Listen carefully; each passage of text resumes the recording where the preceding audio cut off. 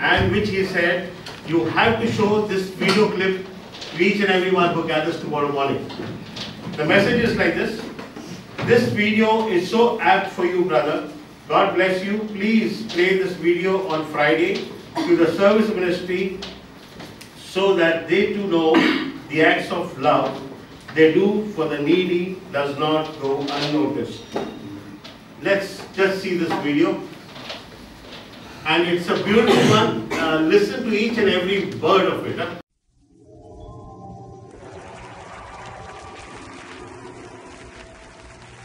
It started to happen gradually. I would walk into a room and say something, and no one would notice.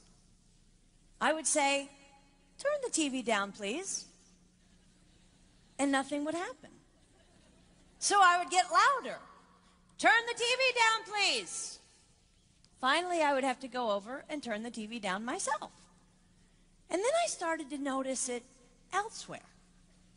My husband and I had been at a party for about 3 hours, and I was ready to go. I looked over, and he was talking to a friend from work, and I walked over, and he kept right on talking.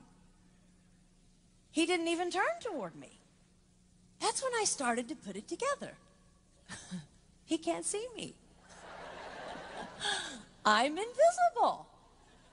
I'm invisible. Then I started to notice it more and more. I would walk my son to school, and his teacher would say, Jake, who's that with you? And my son would say, nobody.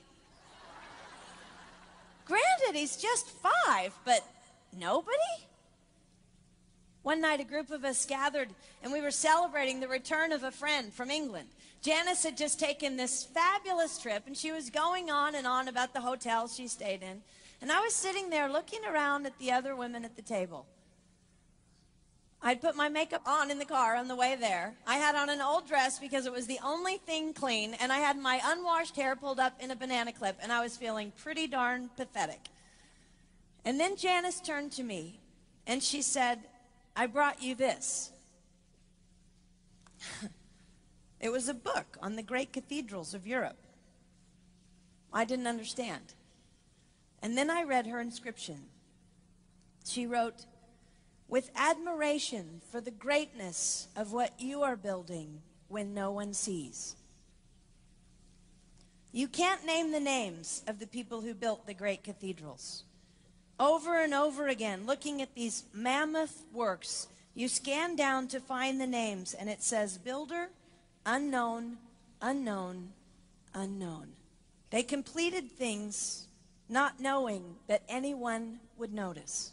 There's a story about one of the builders who was carving a tiny bird inside a beam that would be covered over by a roof.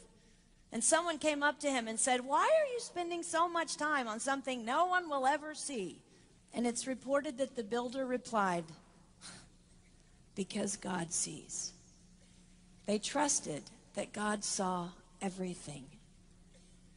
They gave their whole lives for a work, a mammoth work, they would never see finished. They showed up day after day. Some of these cathedrals took over 100 years to build. That was more than one working man's lifetime. Day after day. And they made personal sacrifices for no credit.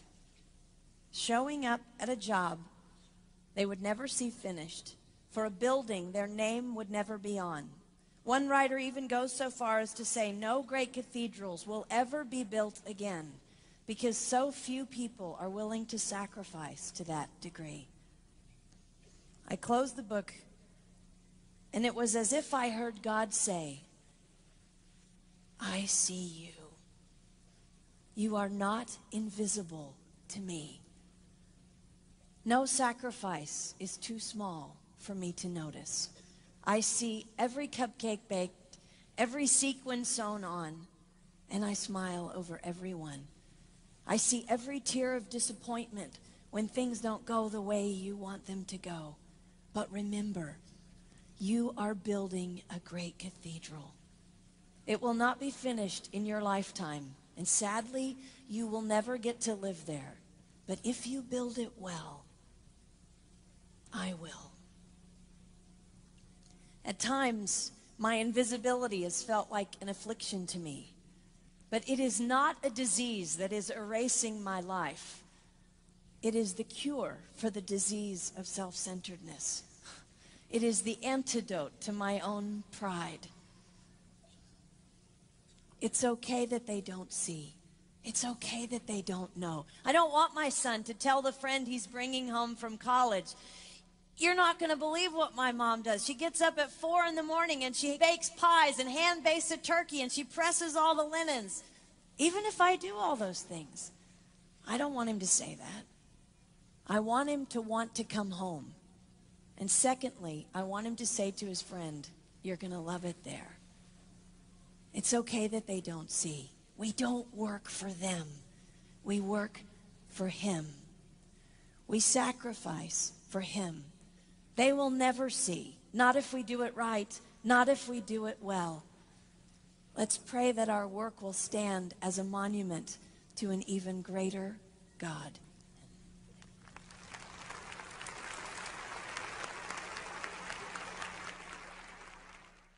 Brother Savio, brother, the praise and worship was super. Praise God for that, and praise God for the Holy Spirit leading you so beautifully. I think everybody reached heaven, didn't we? It was so beautiful. We went up to heaven, and now Brother Johnson will bring us down. Amen? Amen. There is a thing that is going around. Most of you must have seen it. Yesterday it was out in the papers as well. There was to be a funeral tomorrow morning of a brother who passed away in the Kuwaiti hospital. Okay? And suddenly in the evening, the messages came that the funeral is cancelled. Now, all along when the messages came, we were following up. Sister Jenny had gone to give the communion, right? 2 weeks ago, right? And when he was still alive, she had gone to give the communion, went, prayed and all, came back. But I think the bill came to about 100 and some thousand, and they brought it down to about 50%. But again, there seems to be some problem which has come up, and the body was not released. So the funeral has been postponed. Each of you are requested to please pray for this cause, that it somehow and the other settles down. As a matter of fact, I called her yesterday. I told her I'll be with her at about 11 o'clock in the morning. I will talk to you, and I want to see where the problem is, because if we have to use influence, we'll use influence. If it is a financial problem, we'll see what can be done. I've already written to the bishop, and I've already sent that paper cutting, which is very clear, loud and clear, as to what it is. So please keep it in prayer, and we would like to see the funeral taking place. And the family, which you please pray for the family, because it is 3 daughters and the mother left alone. Okay? This situation, we know that God is our creator and He will take care of each and every need. Amen? Amen. Praise God. Praise God. Well, we now welcome the big band. Do you know something? That video is so much inapt for our brother Johnson as well. Because when he started off, there used to be 10, 15, 20, nobody knew him. Yeah? Today, everybody knows him. God has led him from strength to strength. I always say this before we start a meeting, that we say a prayer for him 24/7. For a simple reason, that he is going out into the world. He is going out and living the Bible. Because Jesus said, go to the ends of the earth and proclaim. He does that. Okay, he just returned from Uganda, and he will be here with us for the next 4 days. We will first pray for him, and then he will take over the session. Brother, please come. And the pregnancy was this, that the Lord said that we are going to build a retreat home, and He is going to help us to build that home with a congregation of 30,000 people. And the best part is that I love what Jesus said to me is that this home will be built by money coming not from outside but from Uganda itself. And that's extremely, with our natural mind, it's extremely impossible. But I'm sharing my faith, what I heard the Lord say, so that when it is built, I'll remember this day that I had spoken what the Lord had spoken. And God wants to show us, like Isaac, he planted in the days of famine and he reaped 100-fold. So when I look into Uganda, people are extremely poor, finances is extremely bad, and yet God says, son, I'm going to do this miracle, so that every time people look at that center, they'll say, it is only the hand of God. Hallelujah. Hallelujah. And one more thing that happened was, we got an opportunity to sign a contract on the radio, where the word of God has been preached 3 hours on a FM radio, and it goes North Uganda, Congo and Sudan. And when this happened, I said, God, please help me to set up these radio channels everywhere in Africa, so that even if I don't go, and we can have this radio channel going on every day to different countries and get it translated in their local language. Lord, it's going to touch people's lives. Amen. Amen. So I want you to pray for this pregnancy, because this pregnancy is going to make a tremendous effect. And my brother Rohit is going to help us in doing editing, right, brother? And I asked Rohit, see, every person is extremely important. Might be I made you stand on that day and I'm sorry for it, and I forced you. But brother, there is something that God has given to everybody, that we can all contribute into the kingdom of God. I'm not talking about dirhams, please. Okay? And he said, brother, I can do editing. I said, fantastic. If you can do that, it will help us. Might be I'm preaching just to few people, but what he's going to do after that is going to go for millions. I will be dead and gone, he will be dead and gone, but his work will remain forever. Amen. Amen.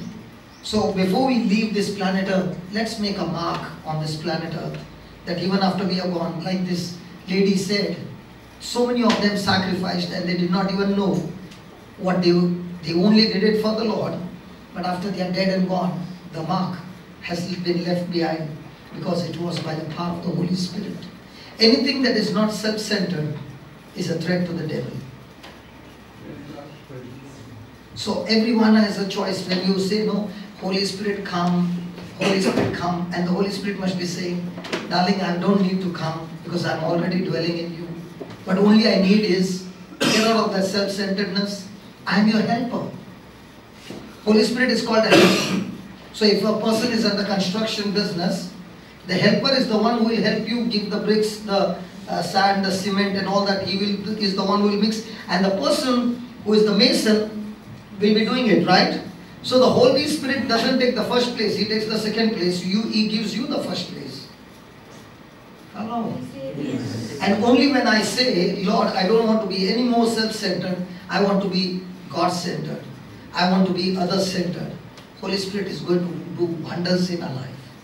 Amen? Amen. Okay, let's go to Mark chapter 4.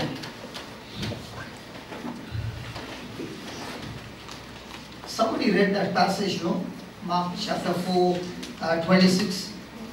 We'll go there, and that was not my topic, but just a little we'll touch over there. Mark chapter 4, 26. Okay, let's start with 25. It's very tempting. For he that has, to him shall be given, and he that has not, from him shall be taken even that which he has. Again. For he that has, to him shall be given, and he that has not, from him shall be taken even that which he has. Has God given everybody a life, a body, a sound mind? So, when you see,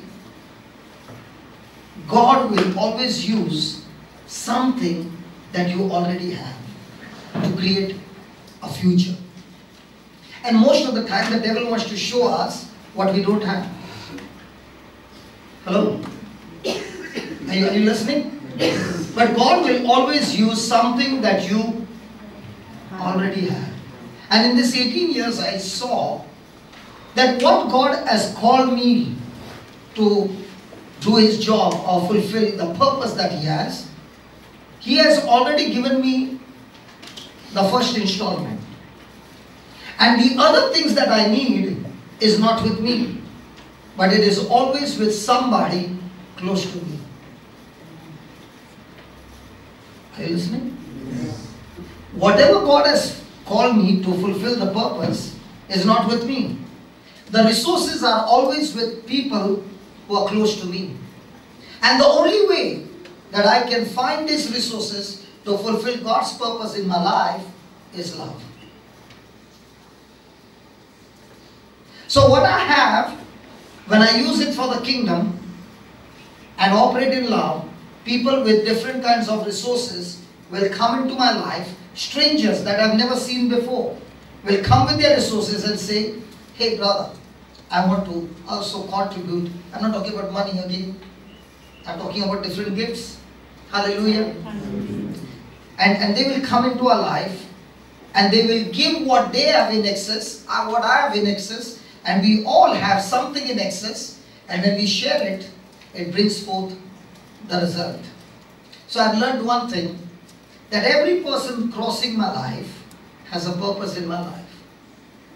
And if a person is all the time operating in love and not self-centered, then what he has will be multiplied. And he will never have lack in his life. But if the person has something and is using it for self-centeredness, then what he has will be taken away from him. Ask a question to yourself in the whole day. How much time am I self-centered and how much time am I other-centered?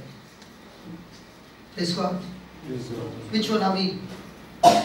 Other-centered. Praise God. Hallelujah. Thank you, Jesus. Hallelujah.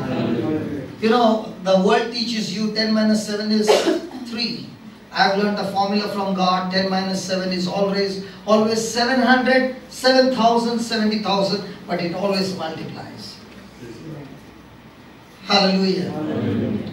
Thank you, Jesus. Okay. 26, I love this scripture. And he said, so is the kingdom of God, as if a man should cast seed into the ground. Should cast seed into the ground. Now Jesus also said that the seed is the word of God, right? The ground is your heart. So when you take that word and plant it in your heart, okay, what happens?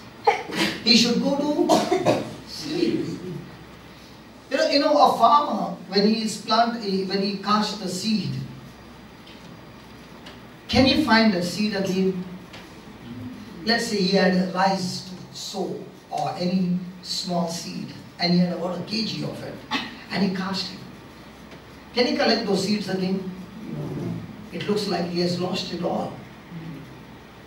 It looks like he has lost it all. But that seed, when it goes into the soil and the soil is fertile, the soil will make it germinate. And the same way the Lord says, the ground is a heart. It's made of special soil of heaven. Whatever seed or whatever word has been planted in this heart will make it sprout. And that's why it's very important that what kind of words do I allow to enter my heart. There are people who will come into our lives who will speak words of encouragement, will speak words of edification, will speak words that will build up your confidence. And there will be also people who will come into your life that will steal your joy, your peace, your confidence, and give you all kinds of worry and anxiety. Now, what kind of words do you allow to enter your heart? And how does this word enter our heart? Can somebody tell me? We have learned it before. Hearing.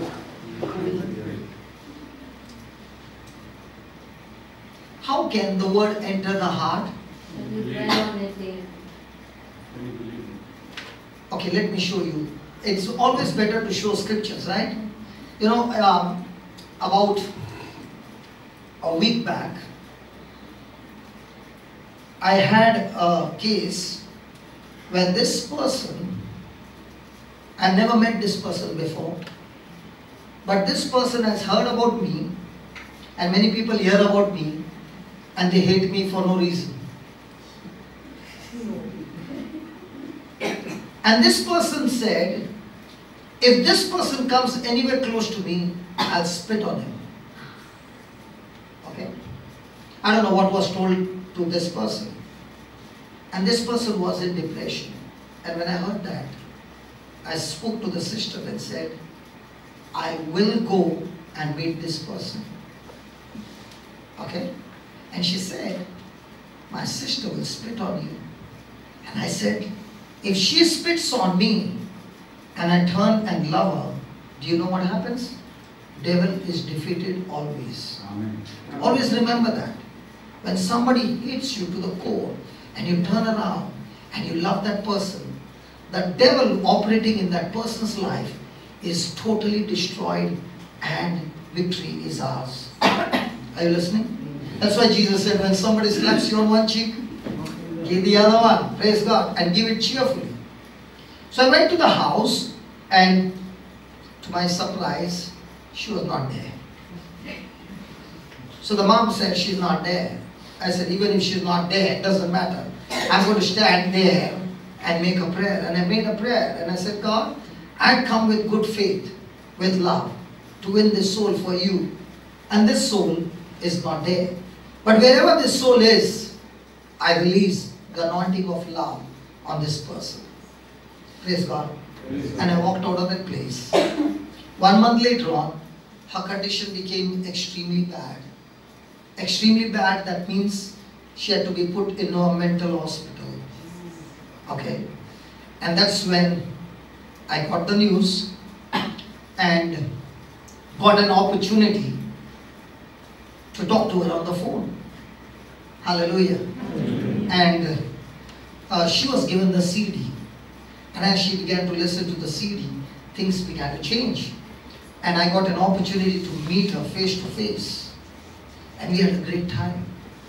Amazing time. And it's been just 6 days that I met her. And I told her, listen, if you want to get out of this situation, I want you to do only one thing. Listen to the teaching and write down notes and send me the notes. And within 1 month, you'll be back on your feet. And she started doing it. And the best part is, it's been only 4 or 5 days and she's already normal. Amen. Hallelujah. You know what she said? The first thing she said, I now believe what you're saying is because for years I had a back problem.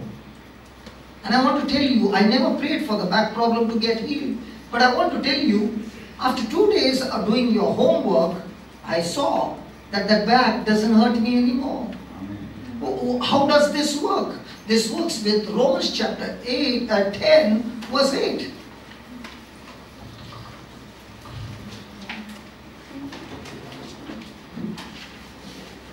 And the best part, you know what I said to her?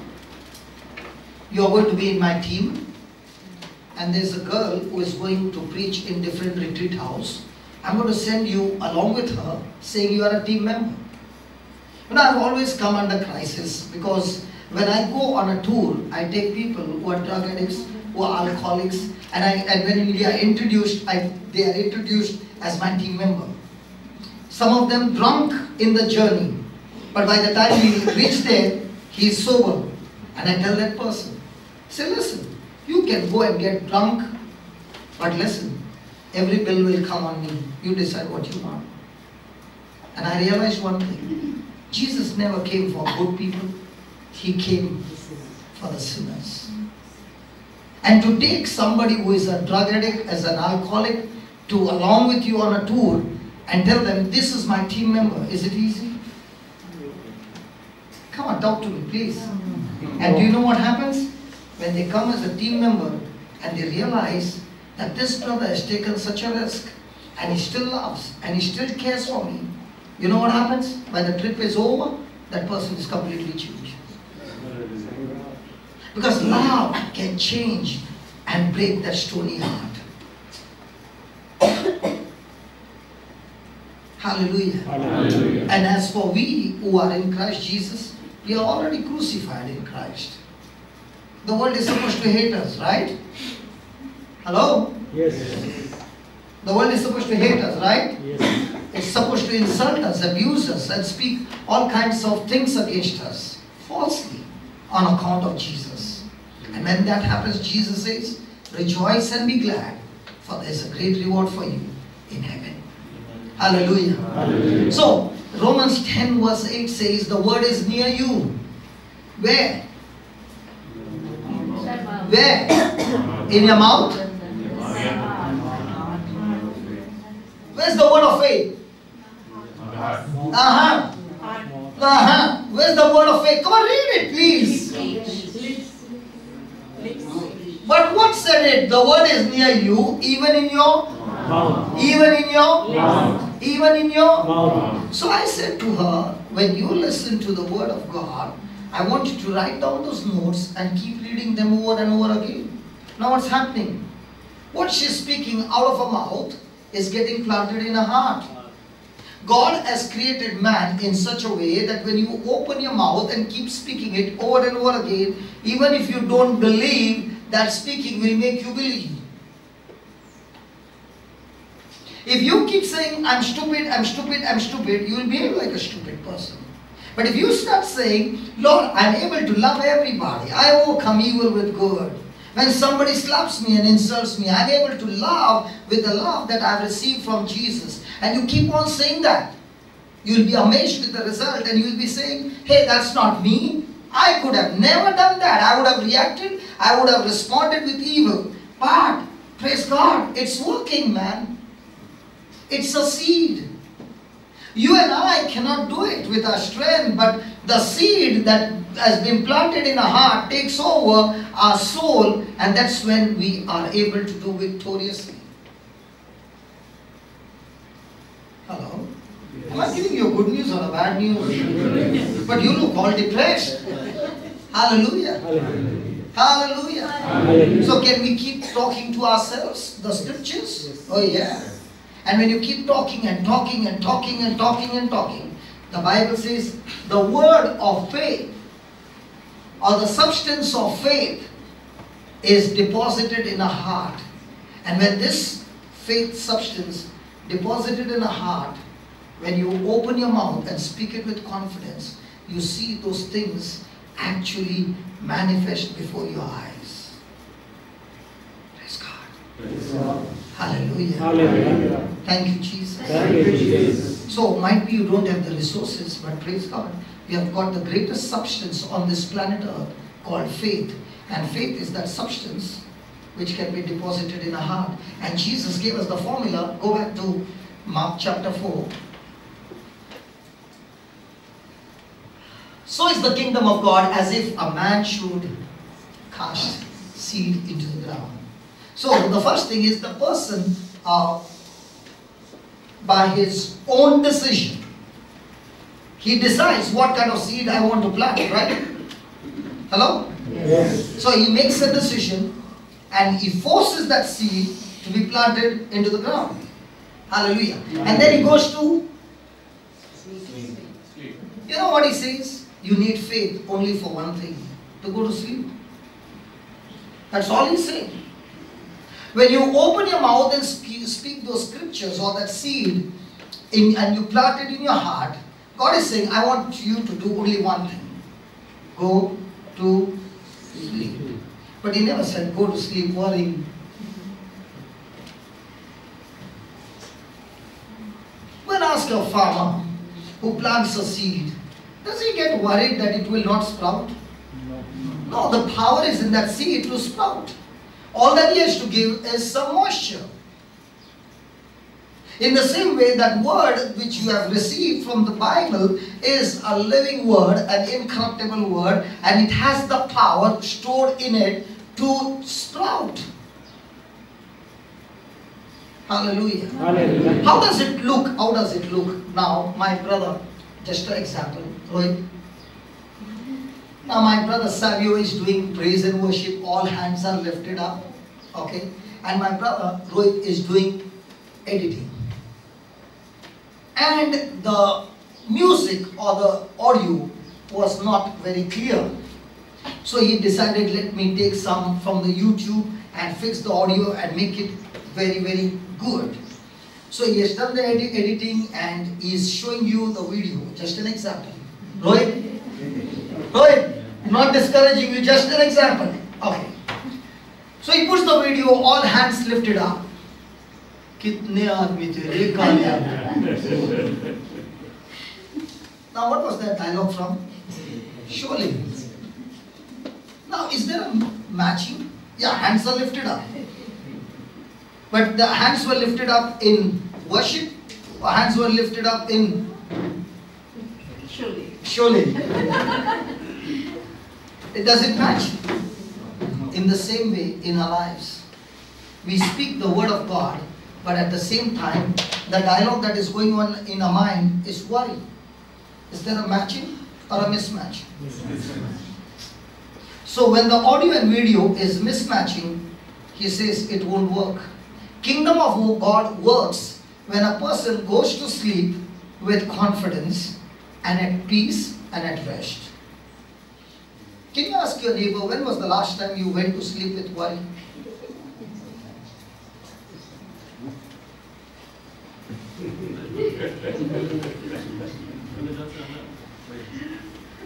When was the last time in 19?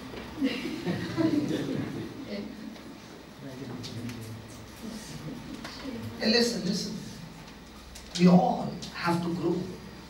And the Lord is giving us the secret. And what's the secret? Learn to speak to yourself again and again. What is worry? Worry also is speaking to yourself. But speaking, not faith, but negative faith.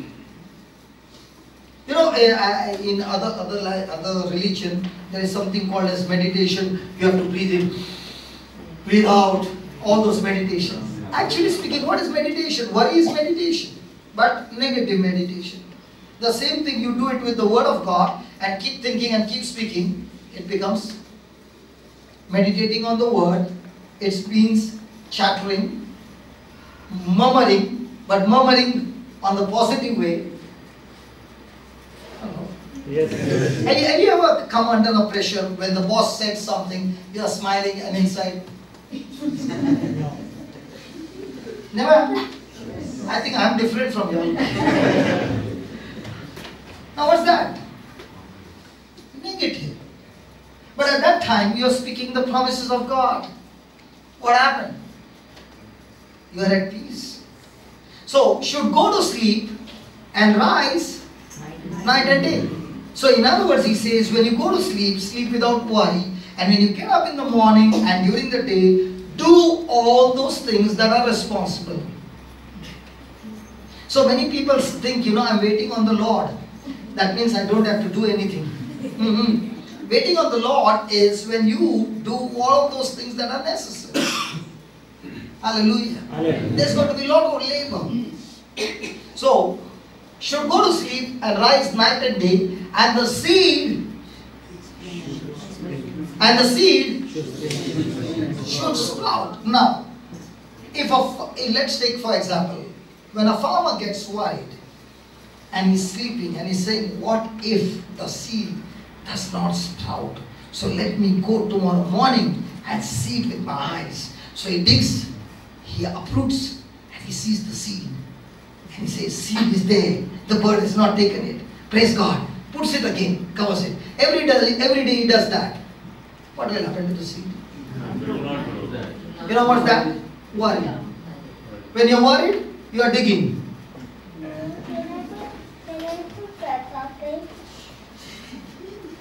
Yeah, what's the baby saying? Dada and Mama digging? Praise God. I'm so happy to see the baby come at this young age. Praise God. Mama, Dada, thank you very much. Hallelujah. And if others are getting disturbed, don't disturb the baby. Because the baby is not disturbing us so much as people around us disturb at home and in the office. No? Which disturbance is big? This baby's disturbance? No. Or big baby's disturbance? Some of them are saying, Babas, man, not babies. Hallelujah. Hallelujah. Okay. And should sleep and rise night and day, and the seed Now, is the farmer going to make the seed sprout? No, that's not his job. His job is to water the seed. His job is to guard the seed. Now, for example, I just planted a seed that January 2nd, I got pregnant. The sprouting has already started.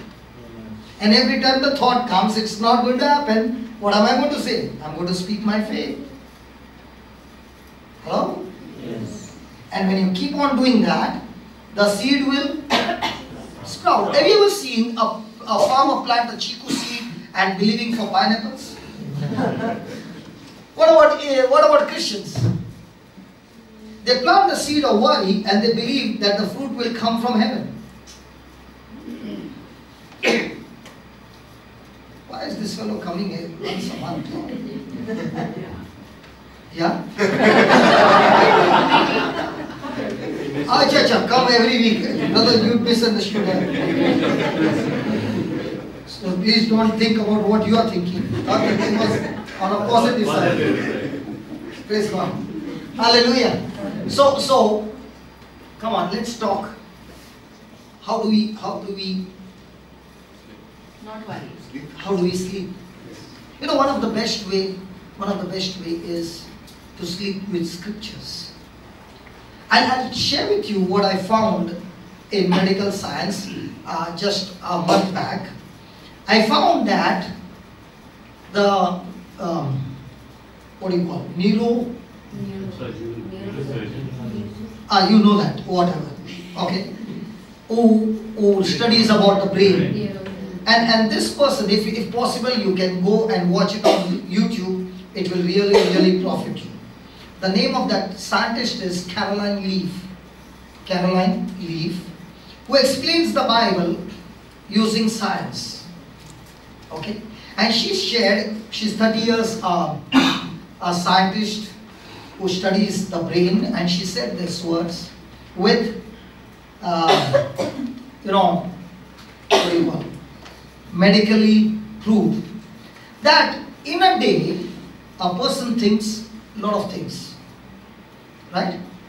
And in those things that he's thinking or he's watching or whatever, whichever thing he pays extreme attention, when he goes to sleep, the brain begins to make it grow stronger. And those things which he saw but did not pay attention to it, when he goes to sleep, the brain starts deleting it. Wow. And when does that happen? When the person is gone to sleep. So there is a process of the brain that it grows, it strengthens and makes it strong on one side, and there are some things that it begins to delete and destroys.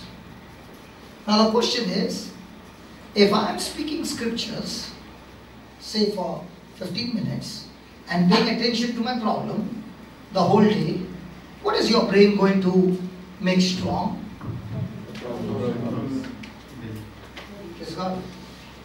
Hallelujah. Are you understanding? Yes. So a person who is going to sleep with scriptures, make it a habit. Take some scriptures, keep on speaking and speaking and speaking, and go to sleep. When you are sleeping, the brain is making it like a concrete, strong, and making it a stronghold. Try it for 1 month and come back with the results. Hello. Yes. Things which are practical. How many of you believe that? How will I know whether you believe it or not? Not by you lifting your hands, but those who went home and practiced are the ones who believed. Those who heard and never practiced were lifting their hands, but when they went out, who cares? Hallelujah. Hallelujah. Hallelujah. And that's what he says. And should sleep with what? The seed. and rise night and day, and the seed should sprout and grow. Now what seeds are we growing every day? Seeds from the kingdom or seeds of worry? How does it look, a person planting chiku and expecting pineapple? A person's planting fear and worry and expecting fruit from heaven. Praise God. I like that. The seed should spring and grow up. You know, when our worry is going on, what is our question? How? And God says, don't ask how. When he said about Uganda, if somebody has to come and tell me, hey, how is going to happen? I'm not supposed to ask how. I'm only supposed to plant the seed and go to sleep. Praise the Lord. I'm supposed to water the seed by saying, thank you Lord, it's done. Nobody likes it, bro. You know, God has made it easy, but we as humans always want it complicated, so that when it is complicated, then I can boast and say, it was me. And God said, no. You just go to sleep with the seed in your mind, and the seed will grow.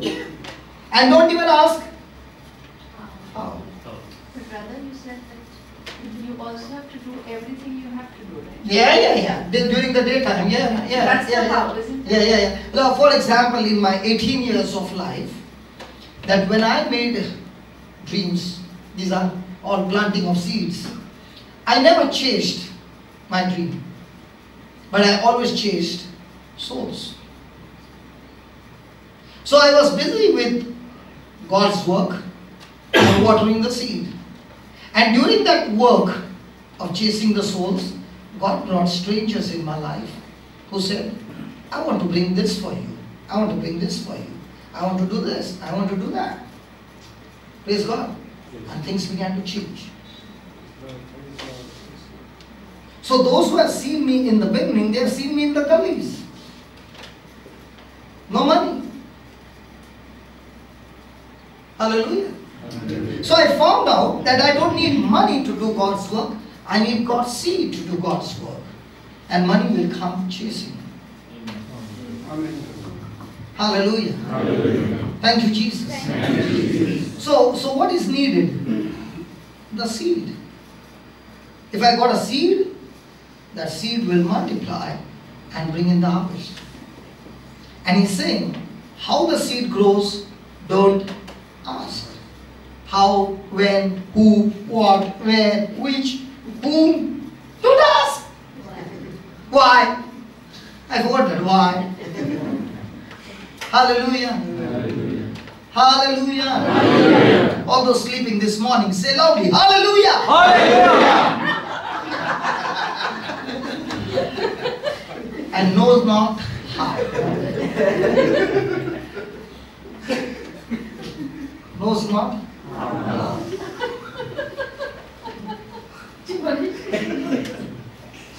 Knows not how.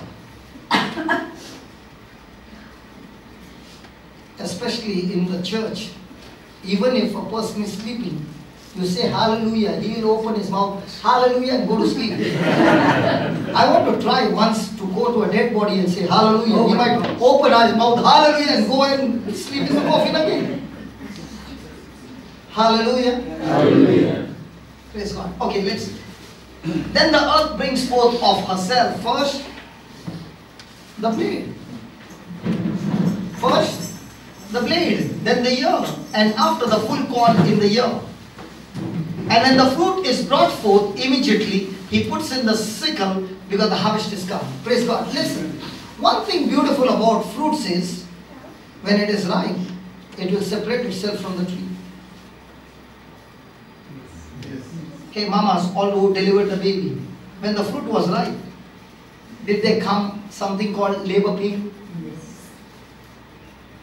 Yes. And when that pain came, you were all excited. It's time, it's time, it's time, it's time. Come on. In the same way, when we have planted the seed and there is some pain coming on the opposite side, you got to be excited. It's time for my delivery. But when the pain comes, there is lots of abortion that takes place. Because when the pain comes, we open our mouth and we speak about the pain.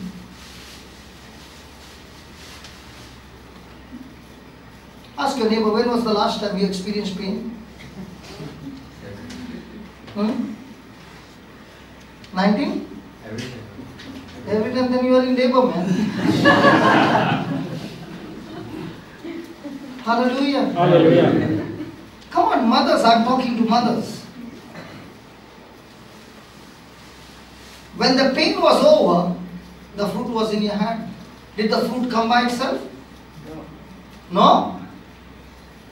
The mother delivers the baby, right? In the same way he's saying, there will always be a process. Okay, when the conception takes place, are there some symptoms? Some going around. In the same way, when you have planted the seed in your heart, there will be symptoms showing you that the conception has already begun.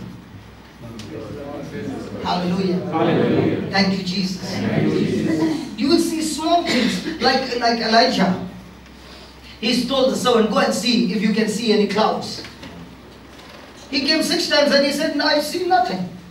But the 7th time when he came and said, I see a small cloud, what did Elijah do? He jumped on his feet, prophesied and said, it's going to rain. When you see a small thing that is moving in your favor, do you open your mouth and get excited and start opening your mouth and speaking the prophecy?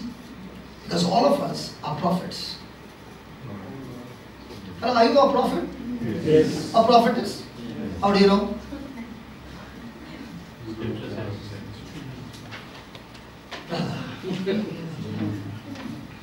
You're going to Bangalore on flight.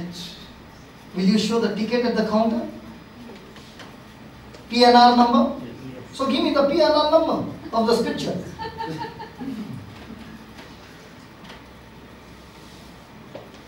Hello, without PNR, will they check you in? No. But when it comes to scripture, Christians, the scripture. What's the PNR? That you are a prophet and a prophetess. Come on, yeah, Proverbs 18:21, life and death is in the power of my tongue. So am I a prophet of my own life? Yes. Nobody will. Come on. Yes. Are you a prophetess? Yes. So when you open your mouth, is there life? Yes. When you open your mouth, is there death? Yes. So the next time somebody says, who are you? I'm a prophet of God. How do you know? I know because God has written a document and given it to me, a written document, Proverbs 18:21. So now are you a man of God? Yeah, woman of God? Yes. And so man of the devil? No. When you open your mouth and speak worries? That's why the Bible says, be careful what you speak. Just put that Mark 11:23 power. The last part. Then the retreat is over. No, not the mountain. The last part. Just give me the last part of 23. The last part. And just highlight that, please. He shall have whatever he says. He shall have whatever he says. Yeah. Please read that. Say that again. My spouse is da da da da da. You shall have. My mother-in-law da da da da da da. You will have. My children da da da da da. My boss. You shall have. Retreat is over. Hey, come on. If we only practice this, our future is done. And why is Jesus saying, you shall have whatever you say? Because he is saying, you are not God, but you are like God. I have created you in my likeness and image, And just as God spoke and it was done in the same power and the same authority and the same principle of functioning is given to you. And that's why the devil is all the time putting pressure on our senses so that we open our mouth and we speak things that he wants us to speak. Why is it that when you start speaking, they are all excited?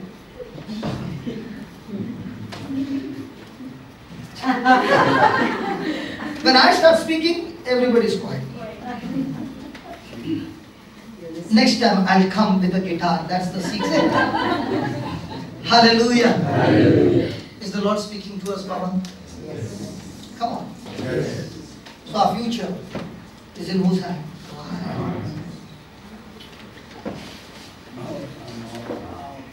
Hallelujah. Hallelujah. So where's the solution to your situation? Just under your nose. And that's your tongue. Praise God. Come on, let's start today's topic. This was only because somebody used that scripture and I was sitting behind and I said, Lord, let me touch on this scripture first before we go. Hallelujah. Hallelujah. Did it help you? Yes. Now, did this truth convict us or condemn us? Convict us. Convict to change. Condemn not to give us guilt, but challenging us to change. Amen? Okay, let's go to Mark chapter 4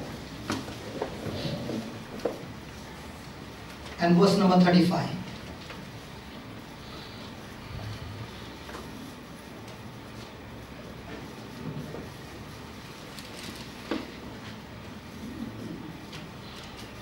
So Jesus has just finished teaching on the parable of sower and the seed. He finished speaking on how the kingdom of God works. And now, after all that, in the evening, verse number 35, and the same day, when the evening was come, he said unto them, let us pass over unto the other side. And when they had sent away the multitude, they took Jesus, even as he was, in the ship. And there were also with him other little ships. And there arose a storm, or a great storm. A great storm of wind, and the waves beat into the ship, so that it was now full.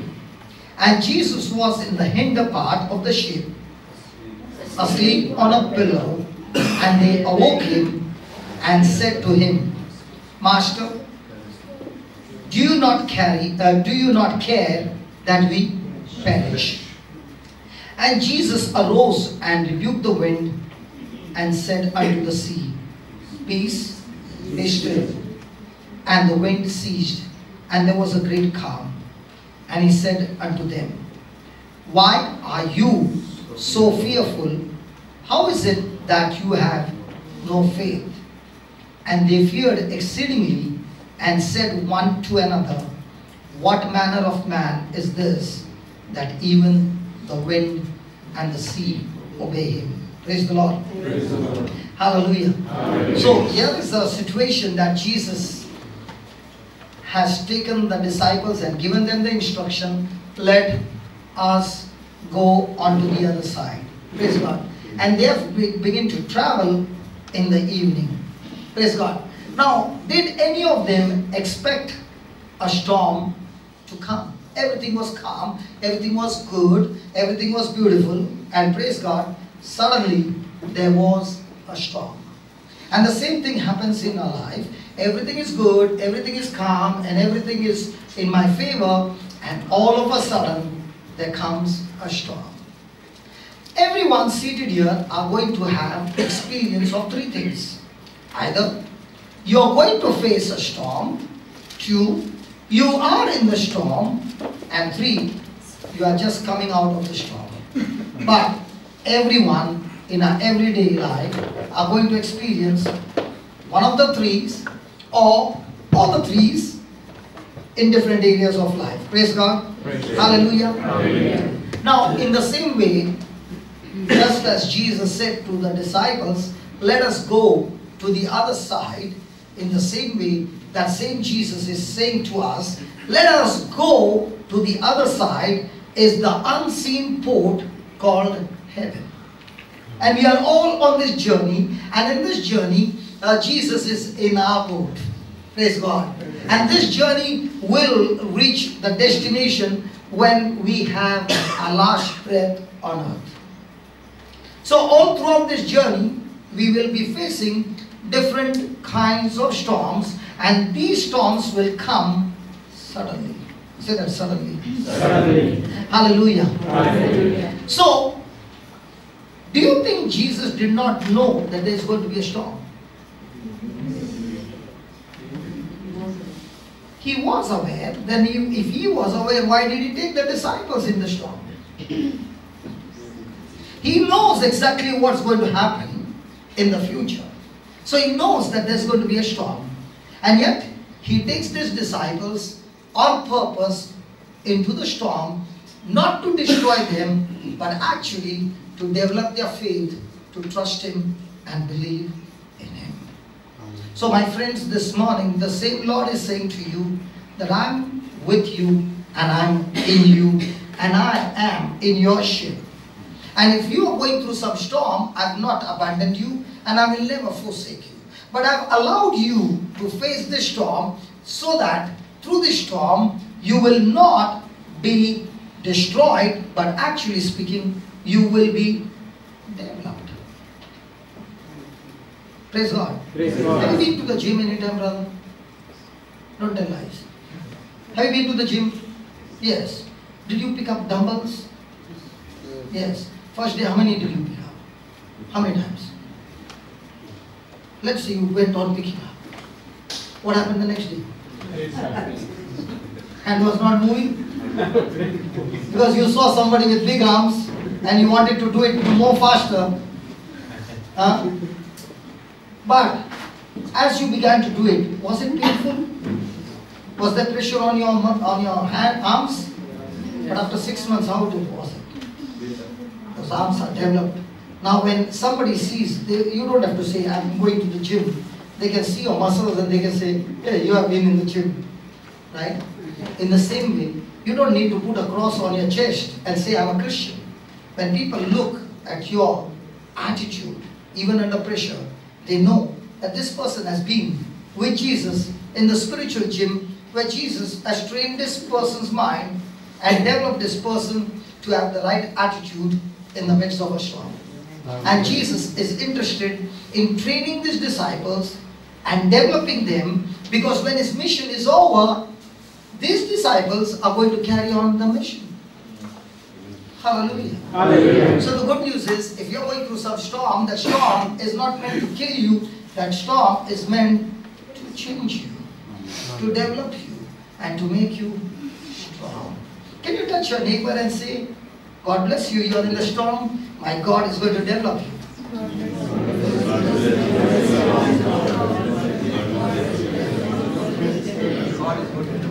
Hallelujah. Hallelujah.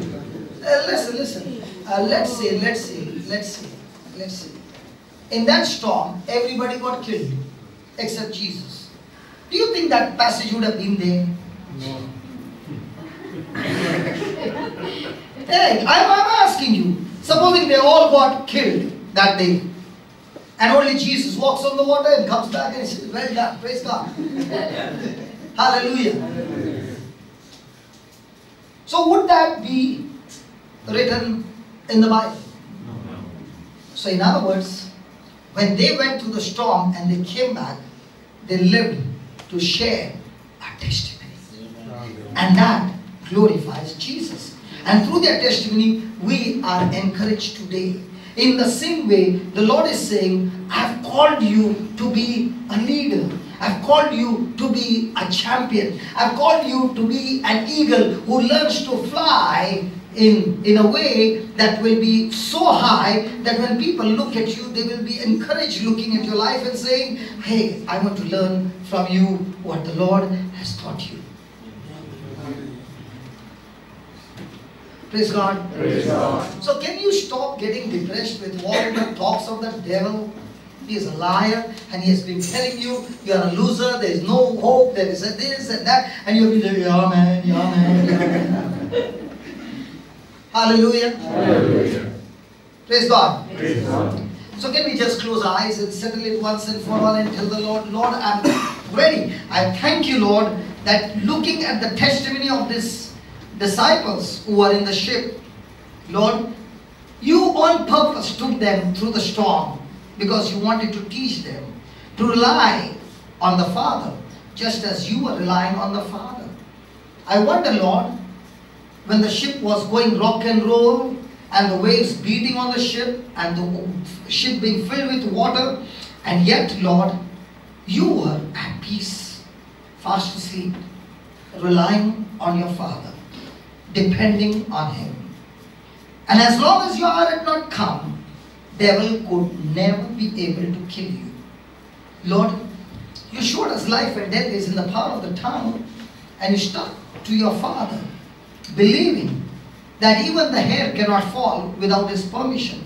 In the same way, Lord, help us to develop that relationship with you, Father, that we as children will depend on you every moment, believing that this storm is not meant to destroy me, but this storm is meant to develop me. That I will be able to learn from you, to depend on you, rely on you, put my faith and confidence on you. And with that, I will also be a testimony to share with others the kind of storms that I faced and come out. Lord, thank you. Thank you for helping me to change my thinking. Thank you, Lord, that this truth is helping me and challenging me to renew my mind. That I no longer rely on my five senses, but I rely on the truth. Thank you and praise you for this. In the glorious name of Jesus. Amen. Amen. Amen. Amen. So first point, please write down in capital letters, please. Please write it in capital letters. Anything, and if you don't have a notebook, you got a mobile. Other things we can type and chat. Can you chat with Jesus using your mobile? Okay. Anything that keeps our attention, anything that keeps our attention has become our master. Anything that keeps our attention has become our master. Can you read that, please?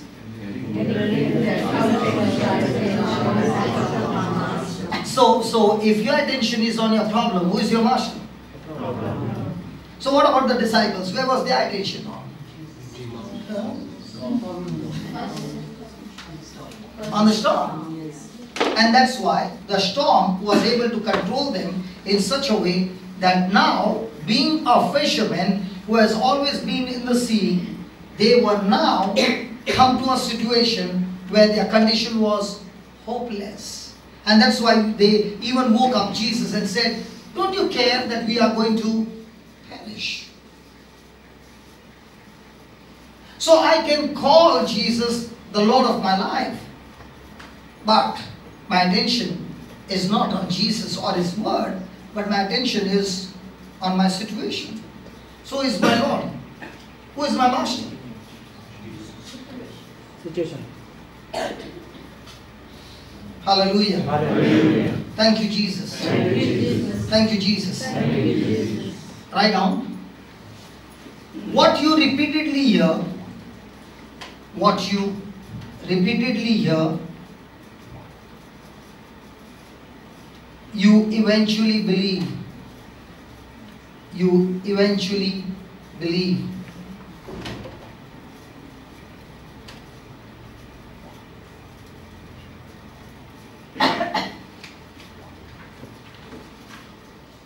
So what are you hearing all the time? News channel? Hey, listen, the news channel, how many times they repeat the same video? Because they got no more videos? Now why do you think they repeat the same video again and again? Because the world is ruled by whom? The devil. And the devil can only do his dirty work when he can spread like a contagious disease, fear. And that's why the world is all the time giving you news channel called good news or bad news. And as long as he can inject people with this bad news, he has already taken them on a journey of negative faith. Praise God. Thank you, Jesus. Now, it was evening when they started their journey. Praise God. So also in our life, there are nights when there is great danger that suddenly shows up in our life. Praise God. Hallelujah. So the first thing we learned about this is the storm was sudden. Have you ever heard somebody say, somebody was walking on the road and suddenly a bike came and knocked him off? You heard that? Do we use the same word? A person was listening to the word of God and suddenly his eyes opened. See, when it comes to suddenly, we have always been using suddenly on a negative situation, suddenly. But you know, in God's kingdom also, things happen. Things happen. Suddenly. Now, how many of us are expecting suddenly things to move in your favor? Hey, come on. Hey, come on. Everybody. Come on. Hallelujah. When it comes to negative things, for example, somebody said, you know, I got news from inside. Don't tell anybody. They are knocking off many people from their jobs in a company. Now what are you expecting? I'm one of them. Hallelujah. Hallelujah. But are you expecting, are you believing and saying, Lord, even if everything is happening and even if they're knocking me off, you are my source and all things come from you. I'm trusting you, Lord, that you are taking me on a journey. You know, the problem with us is we want a job for the arms. But actually speaking, God wants a job to spread His good news with action to others.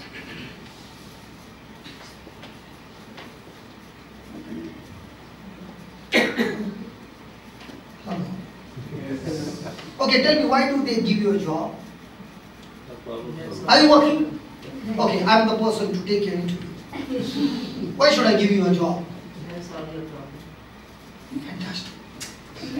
100 out of 100. But most of the time people will say, I'm qualified, I'm this, I'm that. You know, the company gives you a job only for one reason. Because you are saying, I'm willing to solve your problem, in exchange you pay me. But how many of us go to job believing that I'm supposed to go there to solve their problem? Many of us go there because I have to go from 8 to 5. But listen, if you go with an attitude that, Lord, before I finish my time, I have to solve as many problems as I can. Listen, you'll always be an asset to the company. If I come to preach, and by preaching, if people's problems are not getting solved, then I'm fired.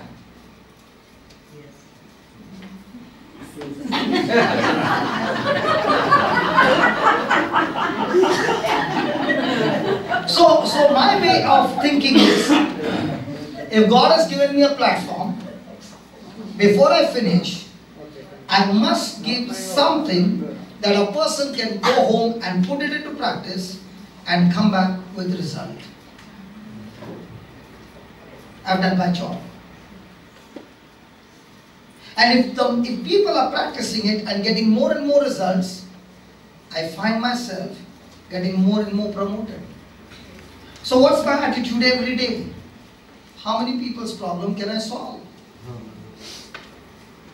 So I'm not only going to the company to do that job, but in that company, there are so many people all around me who are going through different kinds of situations, but they put a good color on their face and they look really beautiful, but inside it's painful.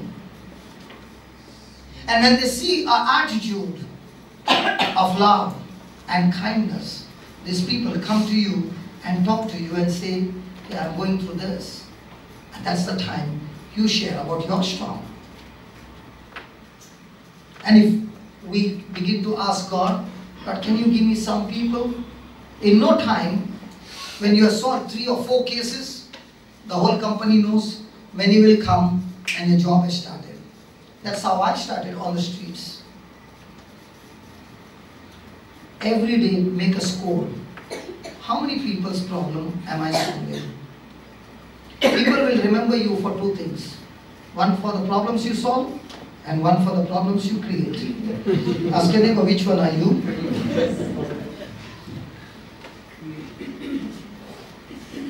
Nobody asked anybody. Husband and wife? Hallelujah. Hallelujah. So listen, when they got instruction from Jesus, let us go to the other side.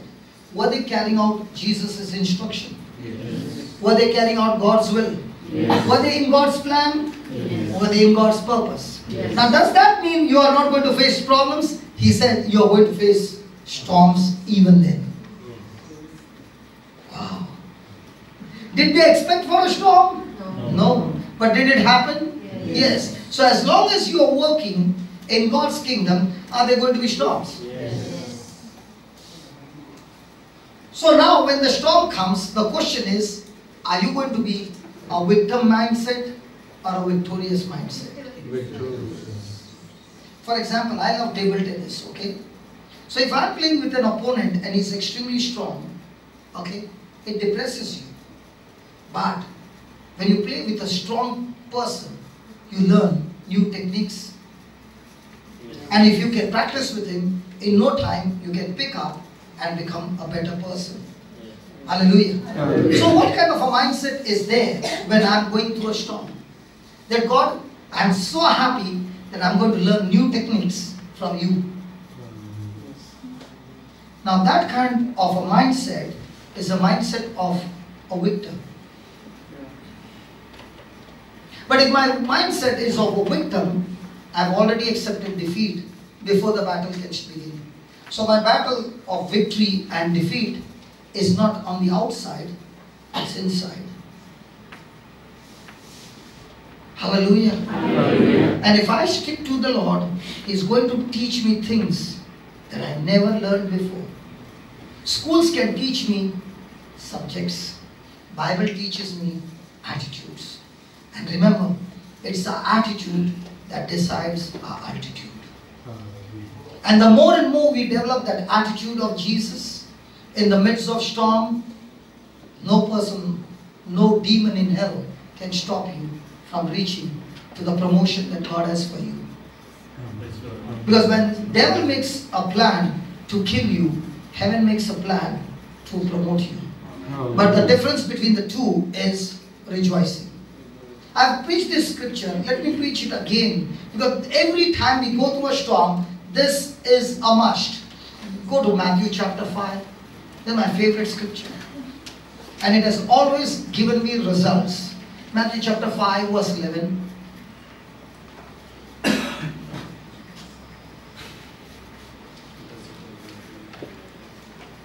Please read it. Blessed are you when men... Now he did not say demons. Hey, listen, he never said demons. He said men. Men and women, human beings. Actual human beings will come and insult you and abuse you and persecute you and hate you and shall say all manner of evil against you, falsely against you, and all this for my sake. What do you do? Now, in our natural fallen human nature, can we rejoice? No. No. But the Lord says, if you can rejoice, then what will happen? Rejoice and be exceeding glad, for great is your reward in heaven. For so persecuted they the prophets which were before you. So how many blessings and how many promotions have we messed up by calling everybody and saying,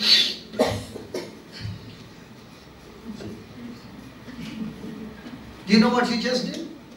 Destroyed your reward.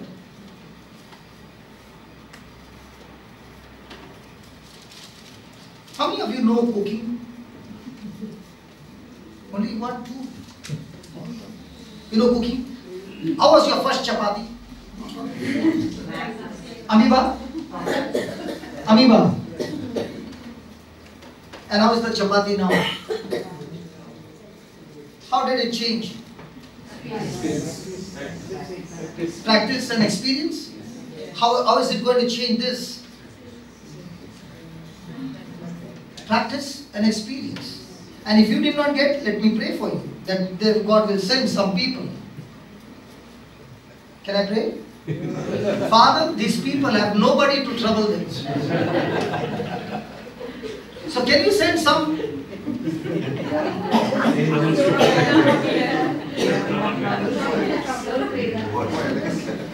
There my sister is saying, please Lord, send some people so that I learn how to trouble my trouble. Hallelujah. Hallelujah. So how do you trouble your trouble? With rejoicing. Rejoicing in what? Rejoicing in what? Listen. All those who are working. Are you sure after a month, because you did your job, you will get your salary? Yes. Because you know the amount. Are you getting up in the morning? Yes. And going through that Sharjah road to Dubai? Gudu, gudu, gudu, gudu, gudu, gudu. Ashok bhai? Yeah. Jata na roz? Yes. Aane ka time? वैसे ही. Then why are you going here?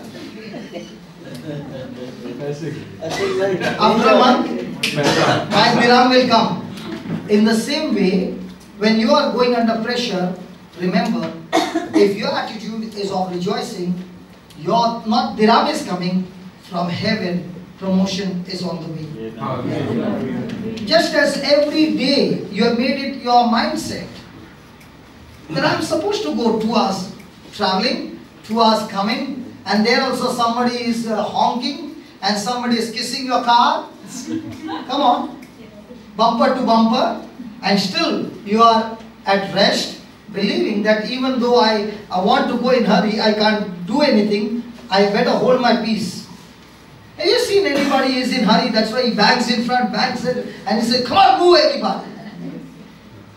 Does that happen? Yeah.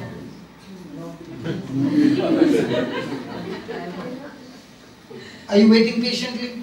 Yes. The same it is in our life. Hallelujah. Hallelujah. And especially in Dubai and Sharjah, I have not seen the trucks. But in India, some of the trucks will go right in the middle. And you don't get a chance to go. Have you seen? Yes. What is that truck? A person with a lot of burden. Have you seen a motorbike? Yeah. A person without burden. Ask your neighbor, who are you? Truck or motorbike?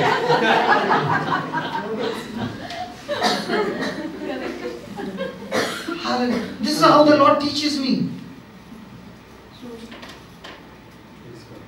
He teaches me, when you are carrying the burden, you can't go at speed. You need such a big space because you're burdened. And God never created us to carry burdens. But if you are on a bike,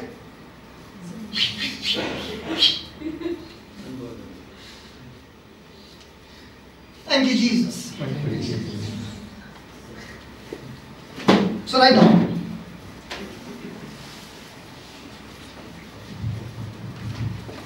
These disciples did not set out. These disciples did not set out in a storm. These disciples did not set out in a storm. And they did not expect. And they did not expect one either. One either.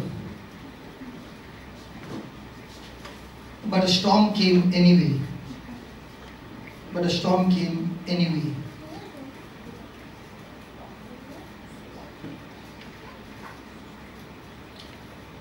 John 16:33. Just put that down.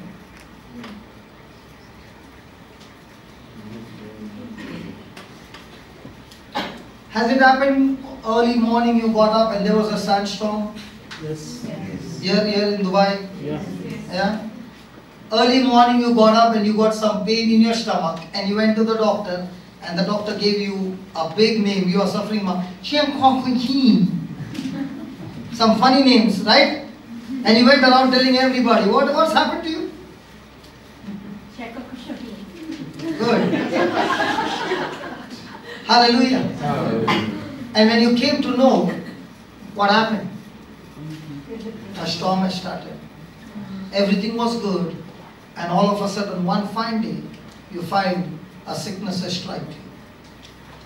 Everything has turned into a storm. Hallelujah. Hallelujah. So John 6:16-33, Baba. These things I have spoken unto you, that in your spouse you might have peace. Where do we find peace? Any married people? Where do we find peace? Our peace is all the time depending on people around us. If people around us are good to us, I've got extreme peace. And if the people around us are not good to us, my peace has gone into pieces. How does a person experience peace?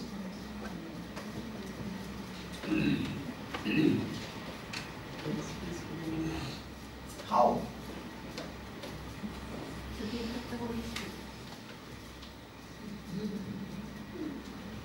How?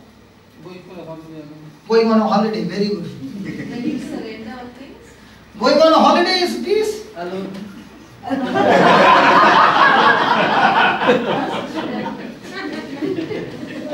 Don't take that up, that's not from the word of God. Going on a holiday alone is peace. Okay. Can a person have peace in the worst of the worst storm? Yes. How? By trusting. By trusting God. Okay, Isaiah 26:3.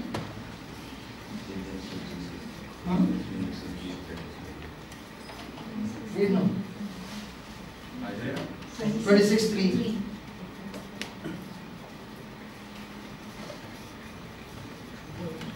You shall keep him in perfect peace, whose mind is stayed on his spouse, whose mind is stayed on his children. Mothers, where is your mind stayed on? Children or Lord?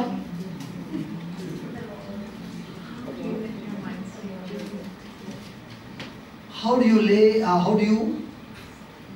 Make your mind stay. okay, I'll share with you. Just give me 2 minutes. You will keep him in perfect peace whose mind is stayed on you because then Jesus, I trust in you.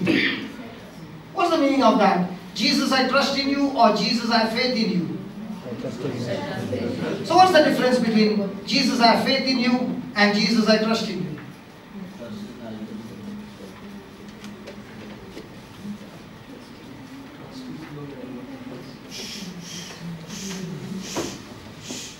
You're doing the homework.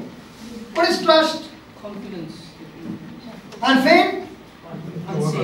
It's almost the same. Faith is hoping. And faith when there is no storm. Faith is hoping. Huh? Faith is? It's hoping that it will be done. And trust is? Confidence. And faith is not already done. Faith is the assurance of things hoped for. The definition. And trust is? The confidence that it will happen. Is it? The confidence that it will happen is hope. So what is trust? Okay. Most of us operate in faith and not in trust. Now somebody will say, what does that mean? Okay. One of the fantastic example of trust is the three friends, Shadrach, Meshach, and Abednego. Okay? The king said, if you don't worship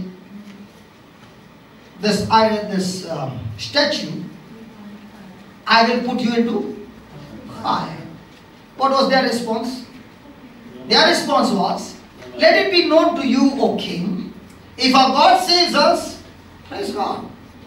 But if our God does not save us, yet we will not bow down to the statue. Means what? Our relationship with God is not based on the end result. Our relationship with God is based on a commitment to God. If it happens, praise God. If it doesn't happen, praise God. We will still have the same attitude. But when it comes to faith, faith says, this is what God has promised me and it's going to happen and I've received it by faith. Now, what I believed to happen has not yet happened. It has got delayed. What happens to my faith now? So when it is faith, it's going to depend on the end result. And if the result doesn't come, then my relationship with God starts wavering. So what's the definition of trust? Trust is when I'm committed to God no matter what happens. You want to kill me? Go ahead and kill me. You want to put me into the prison? Go ahead, put me in the prison.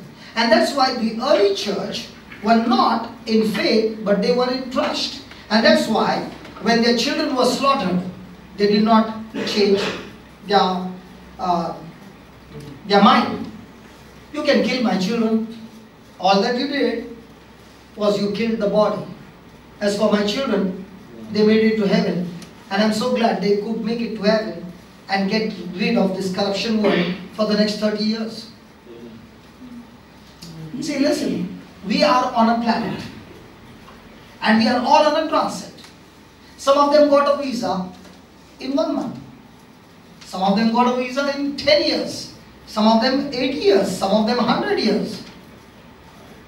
Now, supposing you get a visa quickly to reach to a land where there is no more sickness, disease or anything, will you be happy or sad? Happy. But because our mind is on earth, we are sad of the transit. I don't know. When somebody gets a US visa, hey, US! But in US also there are problems. But when God is giving you a visa of heaven, are you following? Yes. So when a person is trusting in God, he is trusting on God's word, no evidence in his favor, and he is committed and saying, God, if that's what you said, I'm all excited. When are you calling me? Because you said, Jesus, you will yourself come and take me home. In my Father's house, there are many mansions. Did he say that? Yes. So, is there going to be fear of death? No. So should I pray, God, take them all? Hallelujah. Hallelujah. Hallelujah. Hallelujah. And that's what he says. When our mind is stayed on him, means when our mind is stayed on his word and we are committed to that word, a person has perfect peace. And that's what we see in Jesus. When he endured the cross, there was perfect peace, there was perfect joy. And that's what the Bible says, he embraced the cross with joy. Why? Because his mind was not stayed on his suffering, his mind was stayed on you and me, that by his sacrifice, we would all receive salvation and make it to heaven. So, where is my focus on? On myself? Then I'm the most depressed person. If my focus is on what God has promised me in his word and I'm living for him by being a blessing to others, I'm always at peace. Hallelujah. Hallelujah. Thank you, Jesus. Thank you, Jesus. Is that clear? Okay, how do I keep myself, my mind on the word? Now I just shared with you the testimony of that lady who was admitted in the mental hospital. What did I tell her? listen to the word, write down the notes. Now, can a person write without paying attention? So a person can be listening but not hearing. That's why Jesus said, hearken. You know what's the meaning of the word hearken? What? Attention. Listen. What is the meaning of hearken? Listen. Hear and do. Ah, yeah, somebody said. Hear Hear it and do it. Is hearken. So the more and more a person is hearkening means he's paying attention to what was said, writing down notes, making a revision of it, just like a student going to school learns those notes, and when the question is asked, he answers those. So for us to answer those questions, when you have the notes in your heart, deposited in your heart, this word will give you the strength to obey. You and I cannot obey God's word with our strength, but the word in us will give us the power to obey. Are you following? Yes. Are you following? Yes. Because if you're obeying, then you're obeying with your strength. Now, for example, we have a rehab where these boys are in addiction of drugs and alcohol. Now, when a person has been in drugs for 20 years, 30 years, and he doesn't get drugs, will there be withdrawals? Yes. But the very same person, when we feed him with the word and the word and the word, and he begins to open his mouth and speak the word, there are no withdrawals in us center. Did you see anybody? There is nobody in lock and key, because it's the word that gets them out. If they are doing it with willpower, they'll fail. If they are doing it with word power, they'll always win.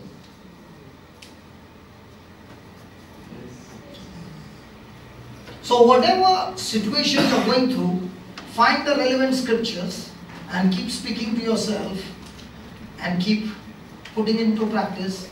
That word will get you out of the situation. That word will give you peace. Peace and joy are twin brothers. They always go together. Give me Romans 15:10 or 13:10, just see.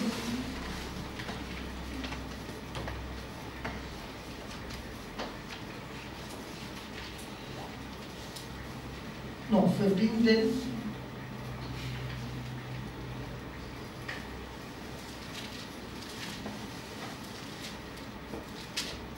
Thirteen, 15, 13. Look at that. Now, The God of hope fill you with all. See, if a person has peace, he will have joy. They are always together. And that's why the Bible says the joy of the Lord. So what is that joy?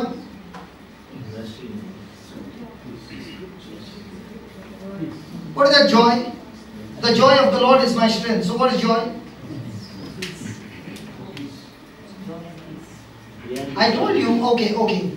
Are you married? Okay. A woman, when she is pregnant, does she goes through 9 months of struggle? But does she go to her husband and say, I can't take it, let's abort the baby? Why? Because her mindset is fixed that this trouble is only for 9 months, and after that I'm going to enjoy the baby. Now can she see the baby those 9 months? But is she believing?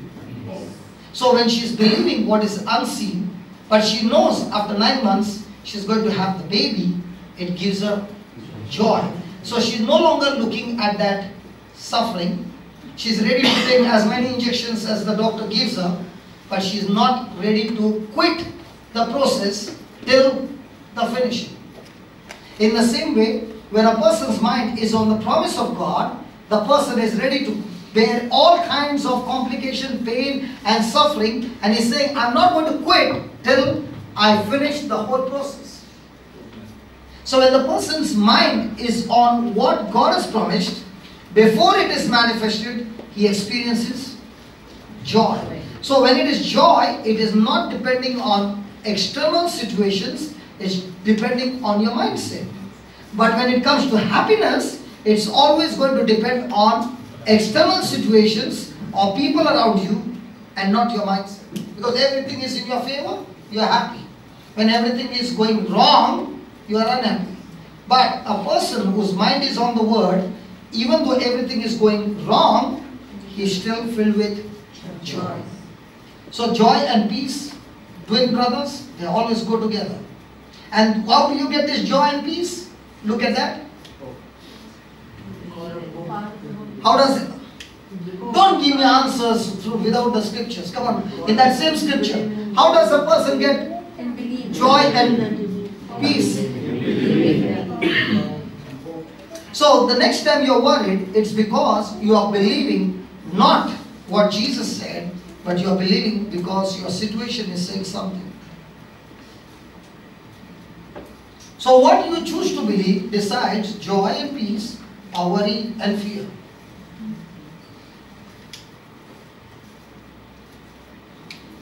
So it's all about believing.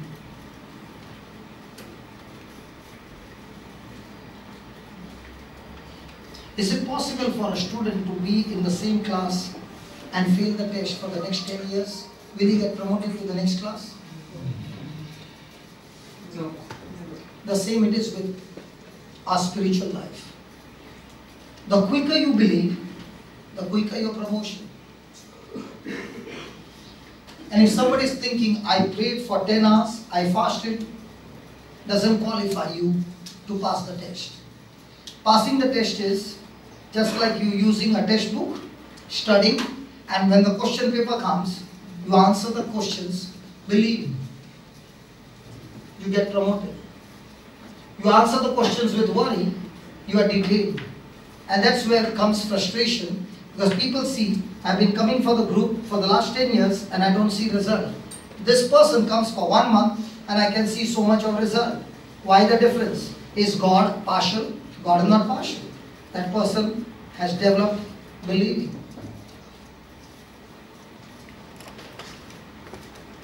So what's my test every day? Believe.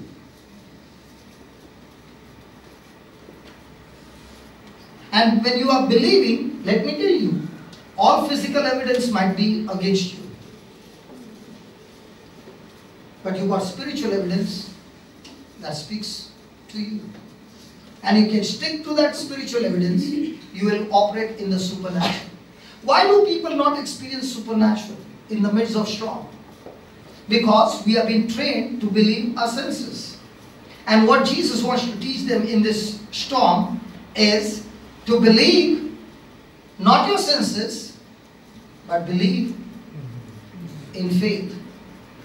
How did Jesus attack the storm? With physical weapon or spiritual weapon? So how are you supposed to face the storm? With physical weapons or spiritual weapons? But we have been trained from childhood with what? Sense, tools. And God is saying, no, no, no, faith, tool. So a person who quickly learns and gets trained not to rely on physical senses, but on spiritual senses that comes through the word of God, the person is operating in the supernatural. So my result in life is not depending on God. It's depending on the level of my believing. Praise God. Praise God. Hallelujah. Hallelujah. Thank you, Jesus. Thank you, Jesus. Thank you, Jesus. Thank you, Jesus. Write down your question. Write down. Has anybody ever experienced pain? Why is it that when a person is experiencing pain and not experiencing reward in the midst of pain? Write down. The reward of pain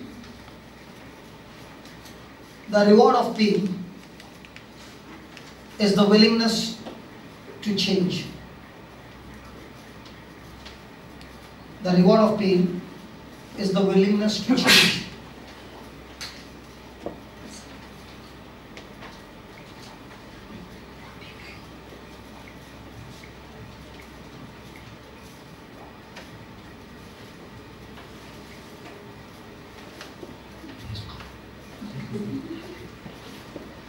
That's why I'm standing in front of us. Hallelujah. Hallelujah. Oh, what did you write?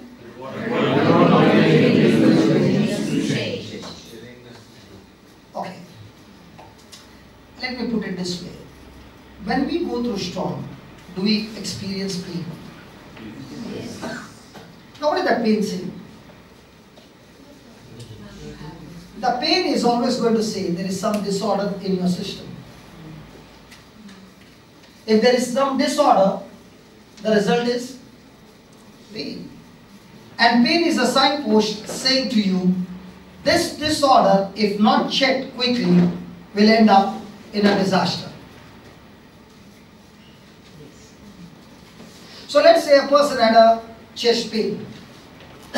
So he goes to the doctor. The doctor examines and says, after angiography, you got blocks in your heart and you need an urgent surgery. Now if he is going to have a surgery, is his pain going to increase? Because they are going to cut him. Come on. Yes. Is it going to increase? Yes. But if he is willing to make that change, is it going to extend his life?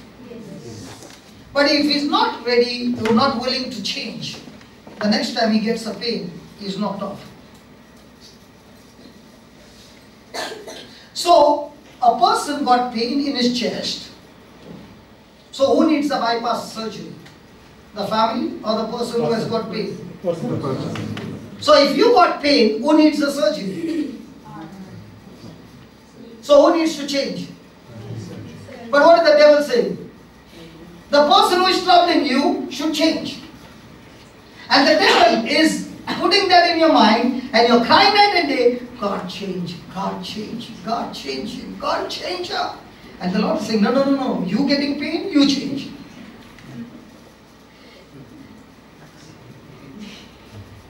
Nobody liked it, God. Painkiller? What did you say, brother? Somebody said painkiller. Hallelujah. Hallelujah. And that's why pain can turn into a reward if the person is willing to change. There are people who have gone through crisis. Hey, can you put one video for me? Internet is there? Put that Bob and Audrey, please. Just search no? on YouTube. Put Bob and Audrey. Can we see a video? Yes.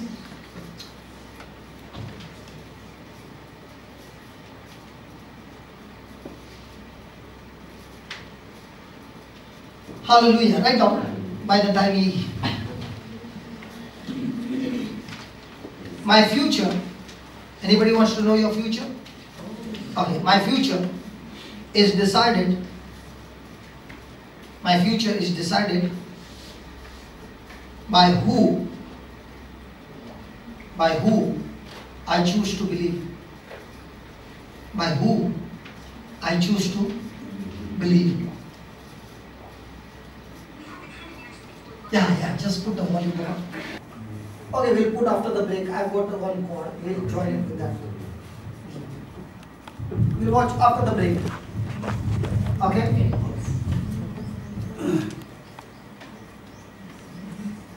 Do you believe what I said? Of course. Hallelujah. Hallelujah. Thank you, Jesus. Thank you, Jesus. My future is decided by who I choose to. Right on, next one. Changes in my life.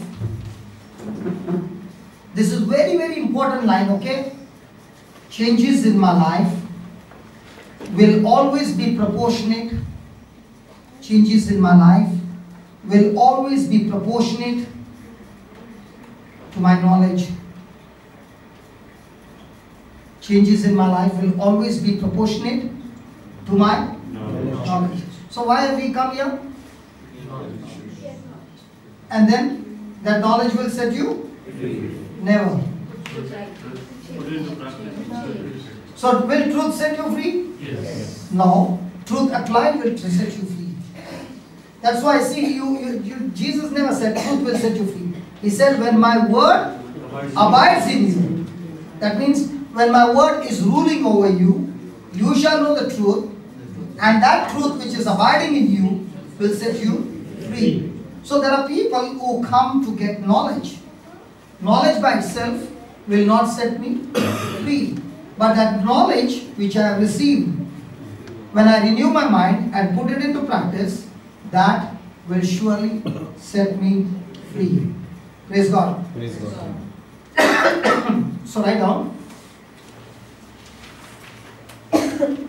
We are in one of the three places today. We are in one of the three places today.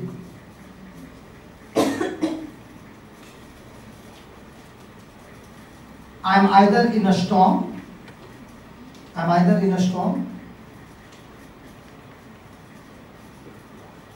Just coming out of a storm.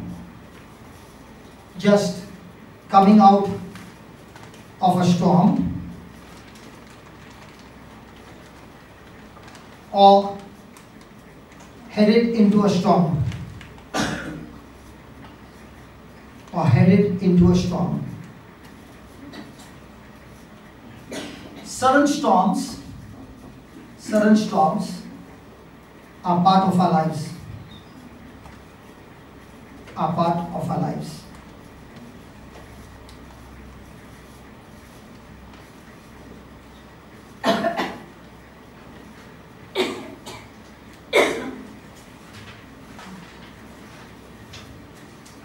Praise God. Praise God. Go back to that Mark 4:37.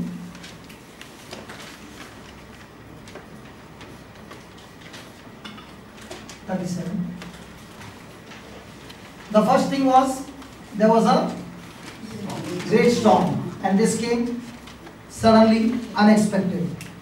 Second thing he says, the waves beat into the ship. So this storm was not just a small storm, it was extremely strong storm. Praise God. Hallelujah.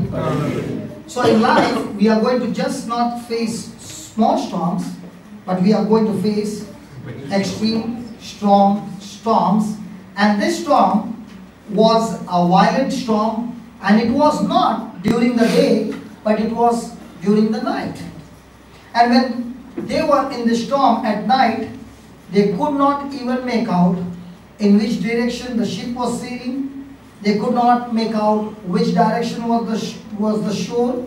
And before that, there were others who were also traveling with them. They could not even see those other ships that were around them. And this is what happens when we go through storms in life, and it comes suddenly, and it comes in such darkness that we might be extremely close to the shore, but in not being able to see the shore, we begin to panic and we begin to operate in fear. Praise God. Praise God. Hallelujah. Hallelujah. So we go through terrible situations in our life that brings about fear. And here is Jesus showing us that these disciples had experienced all that, and how he turned that storm into a calm waters. And that's what Jesus wants to tell us this morning, that there is no storm which Jesus can't calm. Might be during the day or in darkness. Whenever the storm comes, he is the Lord over the storm, and he's trying to teach us through the testimony of the disciples that they were terrified, they had given up hope, but when they called unto Jesus, he calmed their storm. And that same news the Lord is saying to us today, that no matter what you're facing through, my friend, if you can just call out to Jesus. Now, calling out to Jesus doesn't mean Jesus, Jesus, Jesus. Calling out to Jesus means you agree to his word. Yes. You can keep on calling Jesus with worry.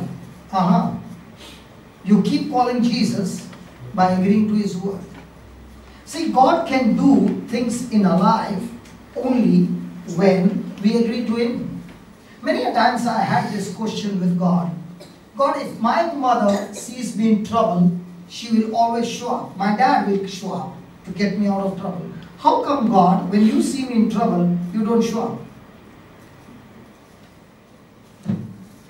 Don't we have that experience? Yes. You have been in extreme trouble, you have been crying with tears, and God doesn't show up. Why? What about your parents? When they hear you are in some bad shape, and your parents are back in India, and when they come to know the kind of things you are going through, aren't they crying on the other side? Yes. Then how come they have mercy and God has no mercy?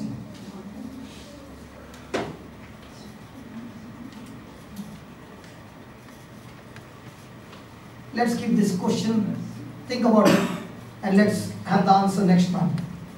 Now. Huh? Now. Huh? Now. No, now. We have not allowed him to get into our lives. You are crying all the time. Okay. How many of you believe that all of us seated here are under the law of gravity? All of us? Yes. Can you see it? No. Can you feel it? No. But can you experience the effect of it? Yes. Yes, thank God. Otherwise, we who are big, we would have been here.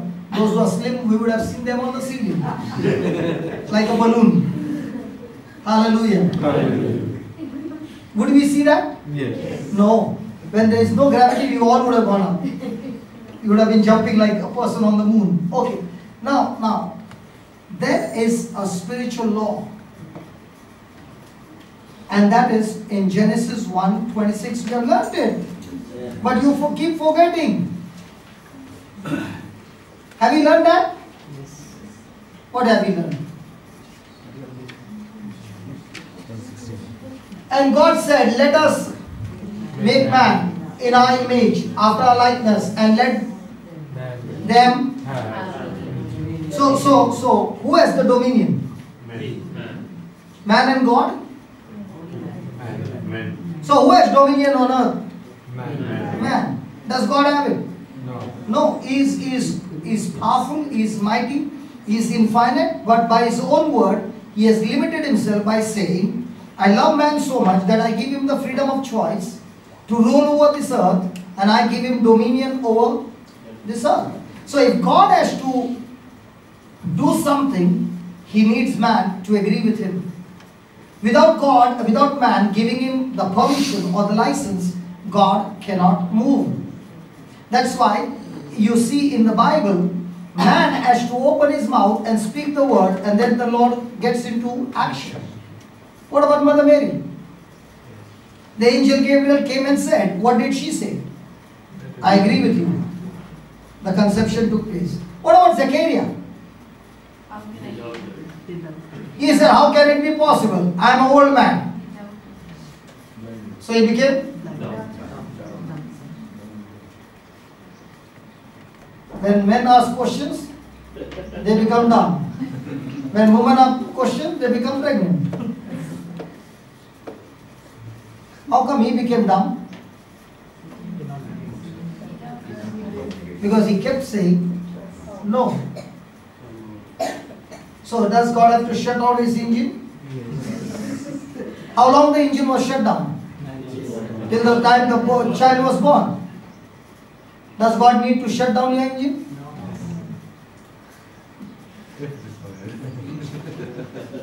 Hallelujah. Hallelujah. You see, in the Bible, they are not stories, they are truths. They are truths. And here is the Lord saying, let us make man, let us make, and let them have. So if God wants to intervene in our life and He wants to come and help us, He cannot until we open our mouth and call out to Him, and that's prayer. That's why Jesus is all the time praying. And that's why He's all the time telling us to pray. And that's why you always find that in the Bible, a man of God prayed or spoke the word, and then the Holy Spirit moved into action. So are we opening our mouth and speaking in agreement to God, or Are we speaking in agreement to our problems? There's a prayer and there is saying. Praying is when I talk to God. Saying is when I talk to the devil. And that's what Jesus said. Have faith in God, and whosoever shall say to this mountain. So there's a time to pray and there's a time to say. So we are champions in praying. But who is supposed to be saying?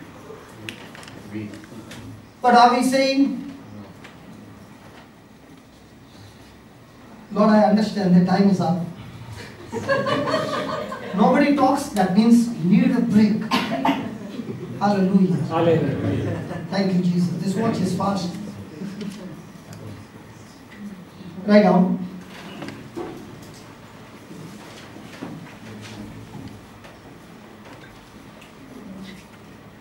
We face storms in our life.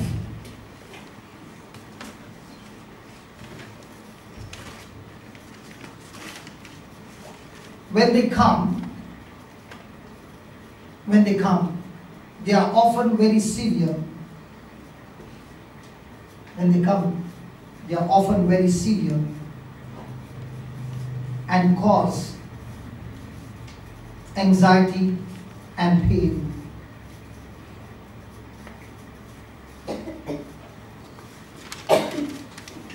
The storms of suffering. The storms of suffering blows into our lives.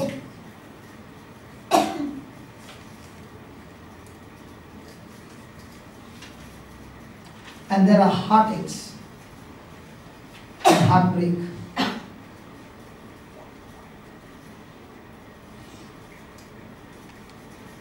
One problem arises after another.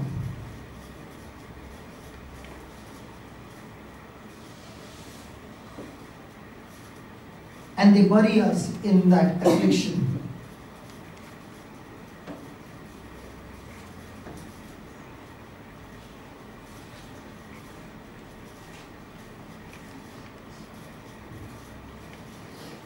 Praise God. Remember, there are three kinds of storms. Okay? The one storm is when I have done a blunder. So, when a person is living in disobedience, it will turn into a storm. Example, I read the Bible and the Bible says God takes great pleasure in the prosperity of His servants. So God, you want me to be prosperous. Praise God. So I'm working in Dubai and this brother comes and says, what about that contract, brother? I say, yeah, you will get the contract, 10%. You did not understand. Right. Oh, here it works in Dubai? Commission. But isn't my company giving me a salary? Then the company said commission? No. So he wants the contract. He gives me 10%. First time, the heart is beating. After 5 times, heart has got hardened. So, I'm earning money, dirhams after dirhams, and one fine day, I'm out. Now, I've been put in the prison. What was the reason why I landed there? Was it the devil? Was it God? Or was it me? My disobedience. What about Jonah? Did God give him a simple instruction? Yes. Was he supposed to go and preach? Yes. Where did he go? To Nineveh or Tarshish? Can you ask your neighbor, where are you heading? Uganda. Can you ask your neighbor, where are you heading?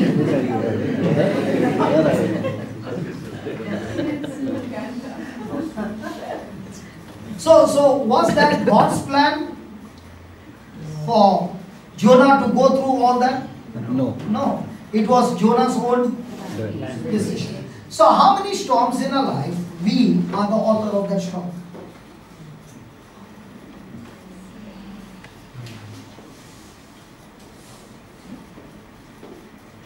The second storm is you are not the cause. Example, Jesus in the ship. Did Jesus commit any sin? Was he disobedient? But did he still face the storm? Yes. And was that storm threatening him death? Yes. Come on. Yes. So in these two storms, what was the solution? For Jonah, could he use faith? Repentance is the only way he could come out of the storm. So when there is disobedience, the only way to come out of the storm is repentance. But what about Jesus? Did he need to repent? No, he did not commit a blunder. How did Jesus come out of the storm? He used faith. So if a person is in disobedience and is using faith, will it work? Are you following? Yes. So if a person is in a storm and is asking everybody, pray for me, and the whole group is praying and fasting, and that fellow is not repenting, will it work? No. What about the prodigal son? Did he repent? Yes. Did he change his destination? Hallelujah. So when I'm going through a storm, the first question I should ask, am I the author of it? And if I am, I need to repent. And if I'm not the author of it, then I need to use faith. Hallelujah. Hallelujah. The third case of storm is I'm neither disobedient, I am using faith, but yet I am in a storm. Example, Joshua and Caleb. Were they obedient to God? Yes. Were they in a storm? Yes. For 40 years in the wilderness? Did they grumble? No. Murmur? No. Complain? No. But what about the Israelites?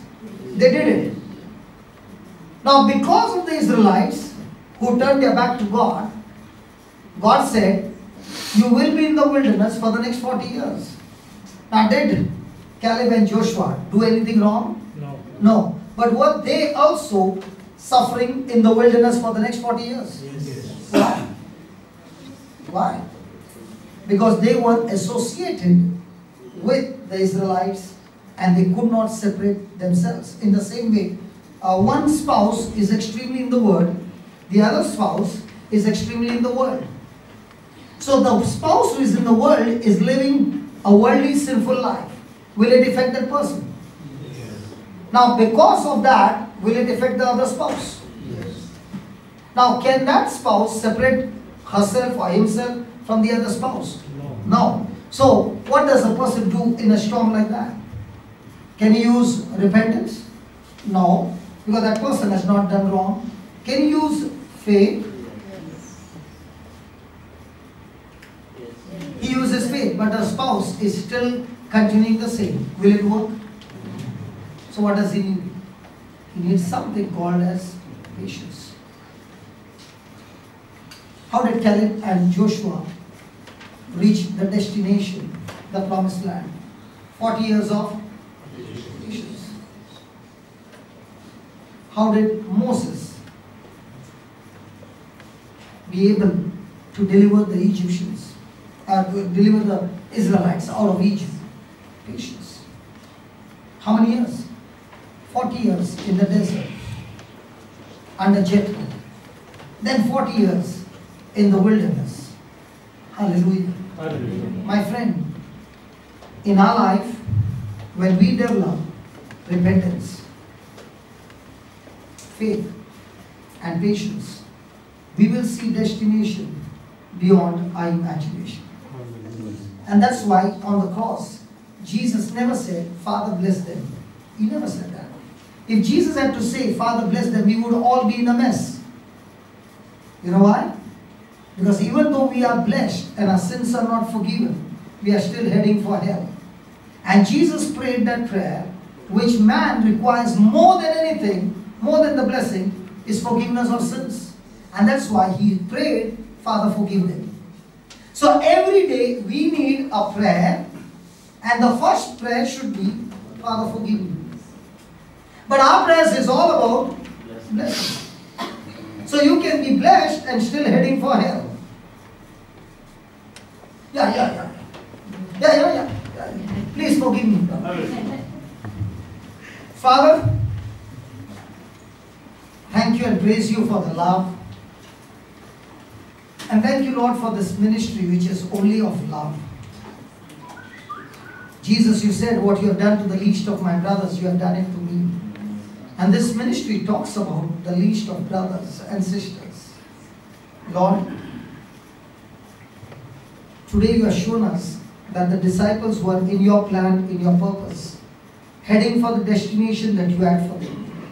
And yet, they faced the storm. In the same way, Lord, many of us who are seated here are going through problems and problems, storms of suffering. There are some who are going through storms of sorrow. All of a sudden, there's a death. Like my brother said, a mother with 3 daughters is left behind.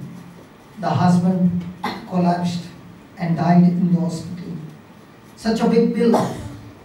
The bill is not only about the money, but the great loss for the family of the spouse and their dad.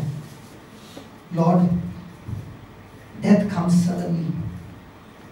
And when it comes, it leaves grief and sorrow. And the person who is facing is shaken by the loss of their loved one. Sorrow touches every life, Lord.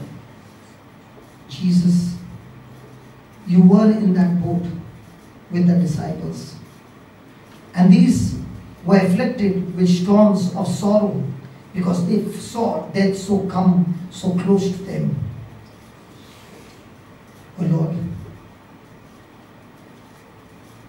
you also shared with us the storm of sin like Jonah. Many a times, oh Lord, we are the cause of storm because of our self-centeredness and selfishness. Lord, it is that sin, the seed of sin, that has not only entered the heart, it has given us the pleasure, but brought destruction and effect in our lives. Lord, when sin comes in, it looks like a pleasant breeze. It promises us the best, but it leaves behind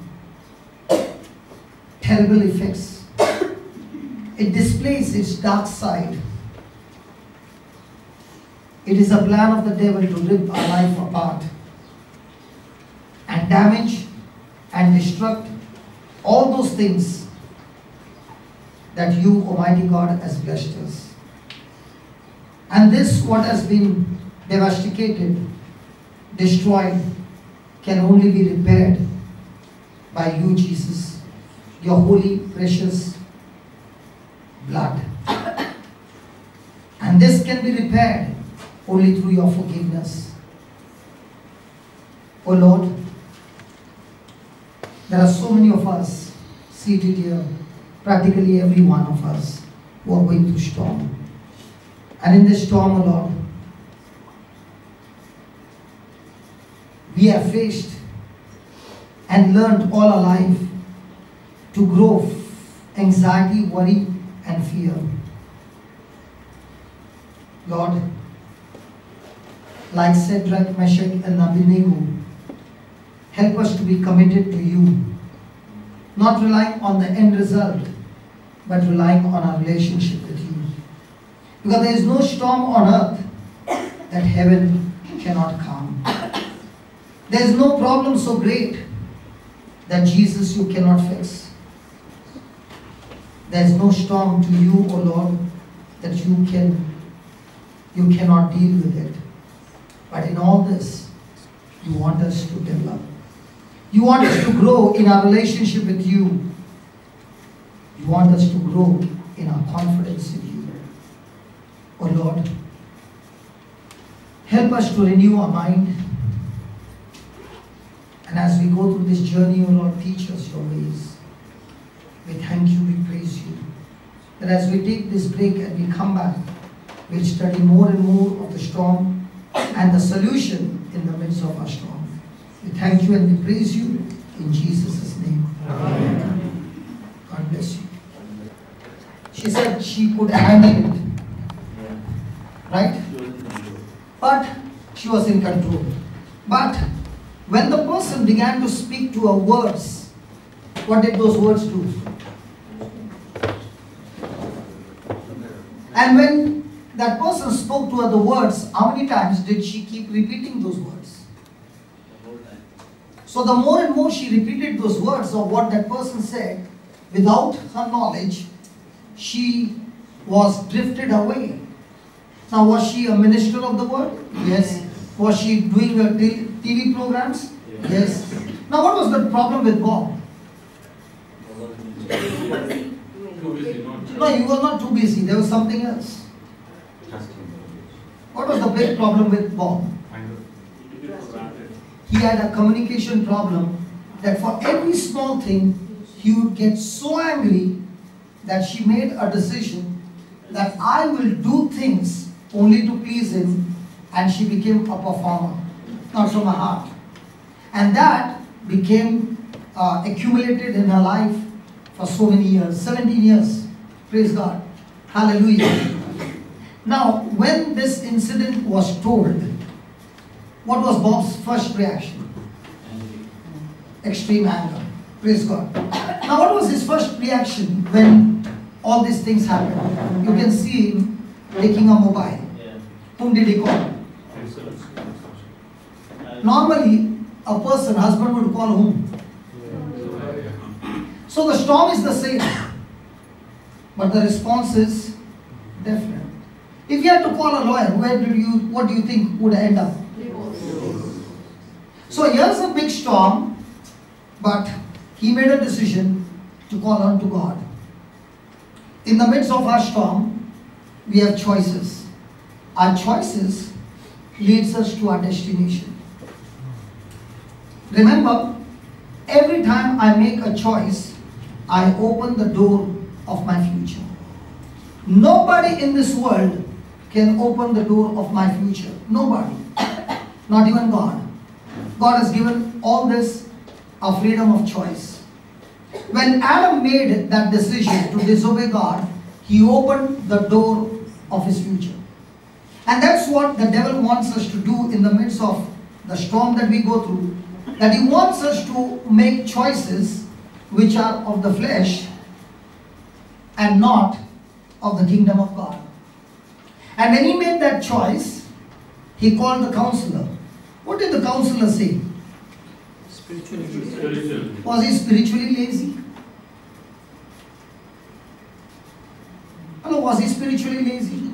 He was spiritually active in other areas, but he was absolutely spiritually lazy when it came to a relationship with his spouse. So we can be extremely active spiritually in some areas, and in some areas we can be in extreme spiritually lazy or poor. Hallelujah. Hallelujah. And what about the wife?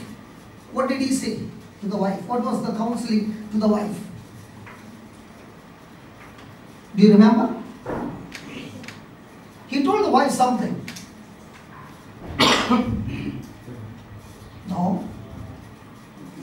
He said to the wife, I want you to go to God and ask him, when was the first time I began to disrespect my husband? Because when he was angry, that anger and that bitterness brought disrespect and honor to her husband. And from there began the negative emotions, the negative feelings against her spouse, and that opened the journey of destruction in her life. So for the husband, he said, I want you to go on your knees and ask God to help you, and you are going to go on your knees and pray with your spouse. And for the wife, go back to God and ask God to teach you to respect and honor your husband. Praise God. Hallelujah. Hallelujah. When they began to pray, did they receive the grace? Yes. Now when the news came that she is pregnant, what would the normal reaction be? Divorce, anger, bitterness and all that. You know what is grace? Grace is always given to those who have failed. Grace is never given to those who are qualified. And God's grace is available to everybody. How does a person receive grace? Anybody? How does a person receive grace? Huh? Okay, can I show you from the Bible? How does a person receive grace? I like to show people the documents, because when the document is seen, then we can ask a question to ourselves: do I tap into grace, or do I refuse the grace of God? Now, 2 Peter chapter 1.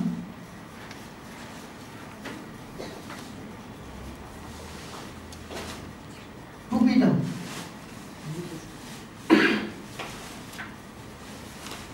Niche. Still down. Yeah, 2 Peter. Verse 2. Click. Verse 2. Yeah.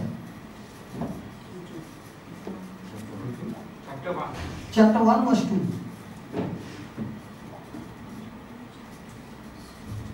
Please read it. Let's go verse 2. Grace.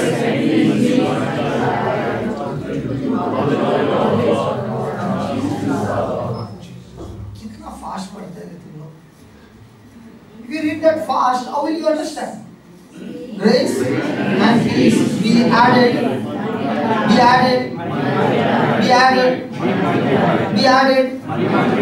multiplied unto you. How? So how does a person get grace? So what is grace? What is grace? Grace is that power that God gives you even though you don't qualify. A student failed for 5 marks. Teacher gives? Did he earn that 5? Is it given free? In the same way, all the promises of God are given to us free because all of us disqualified. Because of our disobedience, we need to be punished. But God cancels the punishment and gives us grace. See, when people say, brother, please pray, and the person gets healed, people say, he's so powerful. He's not powerful. He only knows the grace, and he tapped into the grace.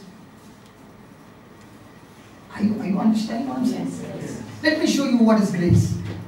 Just from there you go back to Mark 16.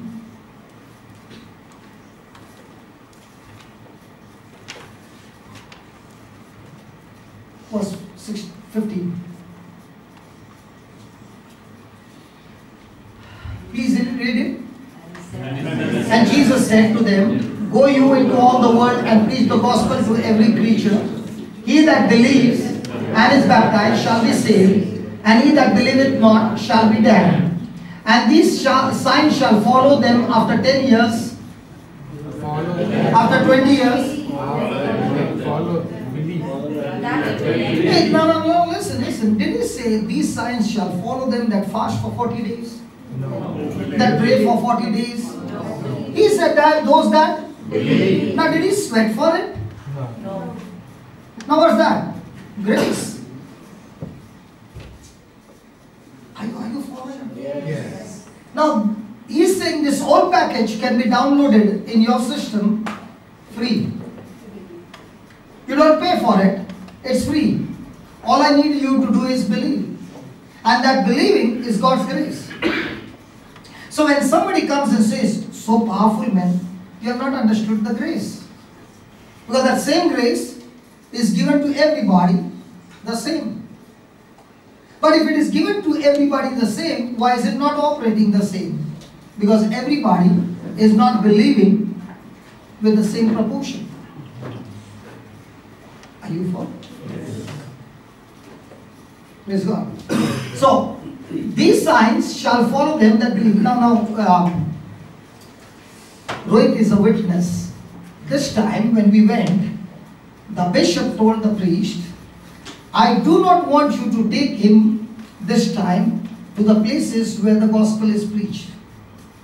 I want you to take him this time right in the interiors. Okay? So this priest, when I see him and he speaks, I remember the MTV, those that big voice note, rap music. So this priest looks like that. And you give him 2-3 lines and say, Father, make it a song. In 2 minutes, not even a minute, he'll put a tune to it and the song becomes. So I said, Father, I want to show you something. How the grace of God works. Every promise is a yes in Christ Jesus. Amen. Yes? It's not yes and no. And it's yes to everyone who believes in Jesus. So all that we got to do is to make them believe. And which one will help them to believe? When they see the manifestation? Yes. Will it help them to believe? Yes. So I said, Father, let's take an example. When we say, the Spirit of the Lord is upon me, my God himself has anointed me and set me free, you may get a song. And they love songs. They love songs. And when they are singing that, the Spirit of the Lord is upon me, my God himself has anointed me, life and death is in the power of the tongue? Yes. Come on. So when they are singing, I am saying, God, they are saying, first of all, your word. And your word that goes forth never comes back empty. When they are speaking your word, Lord, it's faith that is rising up. Faith comes by? Okay. So they are singing, but in my heart, I'm taking those scriptures and saying, Lord, this is what is happening in the spiritual realm, according to your word. So now begins the manifestation. The more interior you go, the more the evil spirits. Are you following? Now the volunteers can't control because there are so many everywhere. So I tell the priest, Father, the volunteer seems to be tired. Can we fix this problem? I want to show you how it works. And this priest is saying, you know, he's a very nice priest. He says, I'm learning so many new things from you. Tell me, how does it happen? I said, very simple. The Bible says a person with an evil spirit can never say, Jesus Christ is my Lord. So now let's make them sing. Jesus Christ is my Lord, God and Savior. That's all. Let's sing it. So now when they are singing Jesus Christ is my Lord, God and Savior, those with evil spirits are saying, no, no, no, no, no. But their ears are hearing what? Jesus Christ. So the more and more they are hearing it, Jesus Christ is my Lord, after some time what comes out of their mouth? They also say. And when it comes out, one by one, the whole ground is at peace. Hallelujah. Now, what is that got them delivered? Not me. The grace.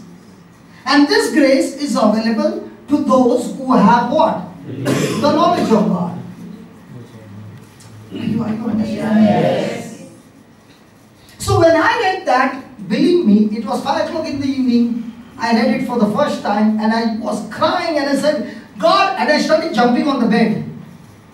God is my witness. I started jumping on the bed and I said, thank you, Lord, that you did not say for the preacher, because in those days I was not a preacher. Thank God you did not say for the priest or the nuns. You said for everyone who believes. And I started to cry and I said, God, I've never seen even a headache going out of a person in my church. I want to see demons being cast out. And I cried. And I said, God, if you can teach me, I'm ready to go. And I went to I was the youngest in the team, Konkani prayer group. Most of them were, okay, hallelujah. And they were from 15 years, 18 years. And I was the youngest at 33. And they loved me. And I went and spoke to that uncle. I used to call him uncle. Uncle, let's go and cast out demons. He said, where? I said, I don't know, but God is going to give us. He's going to teach us. Praise God. And as I was talking, somebody came and told that there's a girl who is manifesting about 45 years of age. I said, come on uncle, let's go. He said, where go? And I said, come on, let's go and cast. He said, do you know how to do it? I said, I don't know. Then what will you do? I said, you are the leader, no, let's go. He said, I also don't know. So I said, even if you don't know, the Lord will teach you. What was that? I'm talking about the evil spirit, your guitar is moving.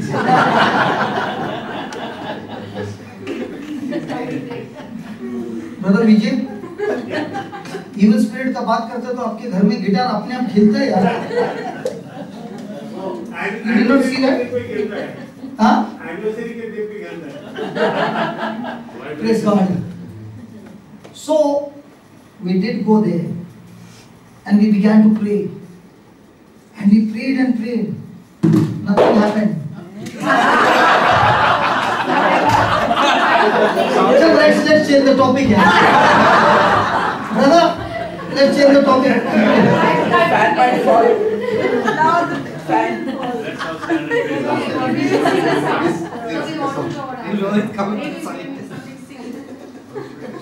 So I cried and I said, God, you never taught me how it happens. And he said, read all the 4 Gospels. Wherever I have cast out demons, write down in a paper, go back the next day and start reading the scriptures. That's all. And I did not know anything. I sat down, did the homework of 4 Gospels, wherever Jesus is casting out demons, wrote it in a notebook, and I said, Uncle, I'm ready this time. And this time when we went to that house, this girl saw us and locked the door, and she went into the bedroom. The mother began to cry and she said, she's locked the door, she's not coming out. I said, don't worry, when we pray from here, our prayer can touch New York. Yes. From India. This is only bedroom. It doesn't make a problem. We started with scriptures. She opened the door, came, knelt down before me and said, pray over me. Okay? And I only started speaking scriptures. And the more I spoke the words of Jesus, she began to manifest. She fell down, opened her eyes after some time, and the first thing she said, what happened to me? And she was normal. So for me, instead of somebody coming and praying over me, scriptures became more real to me than anything else. Hallelujah. Hallelujah. Hallelujah. So here I read it. These signs shall follow them that believe after 10 years. After 10 years. After 10 years, in my name they shall cast out devils. After 10 years? Do you know according to this scripture, if I'm not casting out devils, there's something wrong with me. Unbelief. Hello? This is for those who Believe. I believe you all went to the immigration before coming into the country. Yes. You all showed the passport, Yes. visa. When everything was in order, the gate opened. Yes. Yes. In the same way, when I say I'm a believer, the gate opens. Demons are cast out. Hallelujah. And this casting out of demons is what? Grace of God.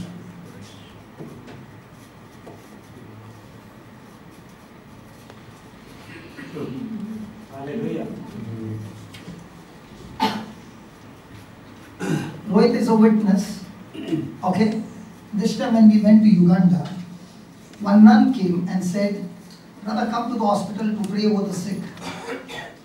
And I said, sister, I'm preaching. Guitar is there, pen is there. Okay, I went, this nun said, come and pray over the sick. And I said, sister, I'm preaching, but you can take my brother. And Brother Linton was with me. And I said, go and pray and then come. So after 3 hours he came back. And he was saying, you know, brother, the condition of the hospital is very bad and this and that and that. And he said, you know, we got to buy some beds for them and this and that. And I said, shh. The next day, we finished our retreat and we were packing to go back. And a car did not come. It had gone for repair. So we were sitting there and this nun shows up and says, can you please come? So we went. And Linton was leading us and he was taking us from room to room. And the first thing that he asked is, sister, where are the patients who were there yesterday? You know what was the answer? After you prayed, this morning, more than 60% of them got discharged.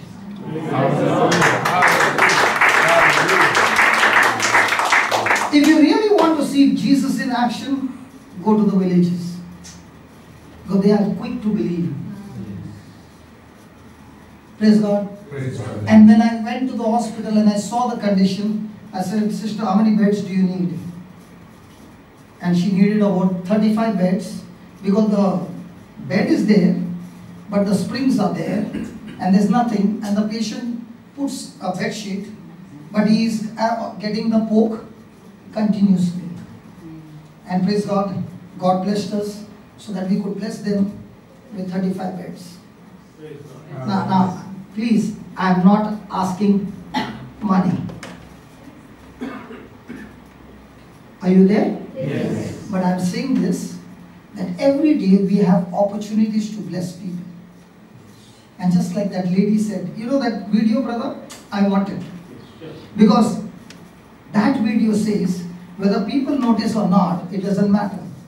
God notices everything. Praise God. Praise God. So, in His name we shall cast out. In His name we shall speak in tongues. And even if we take up serpents or drink any deadly thing, it shall not. So from next time somebody says, मैं तेरे को देखूंगा, जादू मंत्र करूंगा, ऐसा करूंगा, लींबू घुमाऊंगा, कलिंगड़ घुमाऊंगा, पेरू घुमाऊंगा, पपाया घुमाऊंगा, अरे घुमा जो मांगते हो घुमा. Hallelujah. It shall not Come to pass. It shall not. If I was not in the Lord, okay, and I want to destroy somebody's life, it's so easy. But I won't tell you. And if the person is in the charismatic, it is more easy. Can I tell? Yes. Can I tell? Yes. It is an investment of how much, you know? 3 or 4 dirhams only. Go to the market, buy some lime, get some pins, get some powder, leave in that person's house outside every morning. Oh, charismatic wala so gaya.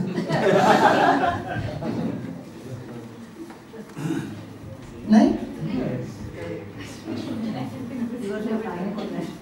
Huh? No time for that.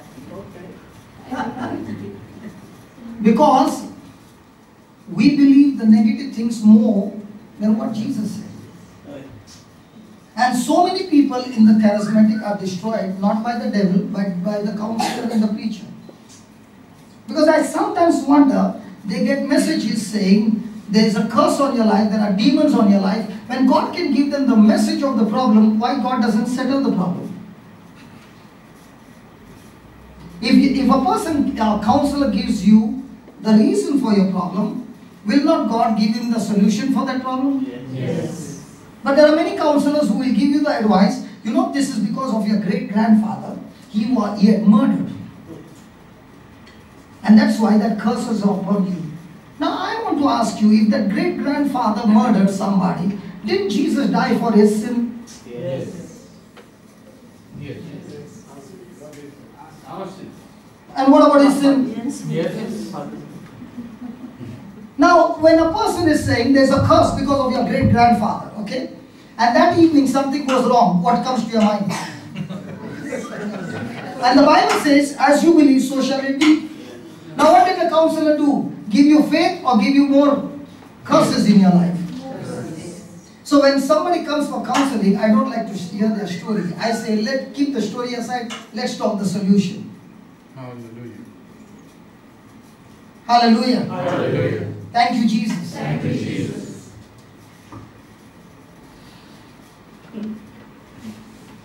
Does it happen to me? They said there is a demon in you after I got delivered. Can I tell you another story of mine? Can I share? Yes. They'll always like to hear other people's stories. I know.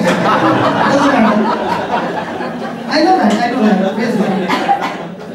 When it's preaching, nobody wants to hear much. But when it's story, tell us more. Doesn't matter. Okay. I've been to I was preaching, and one lady said, you got to go and meet this person. He's preaching amazing, good preaching. So I went to this person's place, and he was preaching all from the Old Testament. And he went on and on and on, and I started sitting there and wondering, God, this man is destroying so many people. Instead of speaking the truth, he's taking the Old Testament and not the New Testament. Now, for example, you got a property. You sold it to me, and I sell it to him. Correct? Now, can you go with your document and say, that's my property?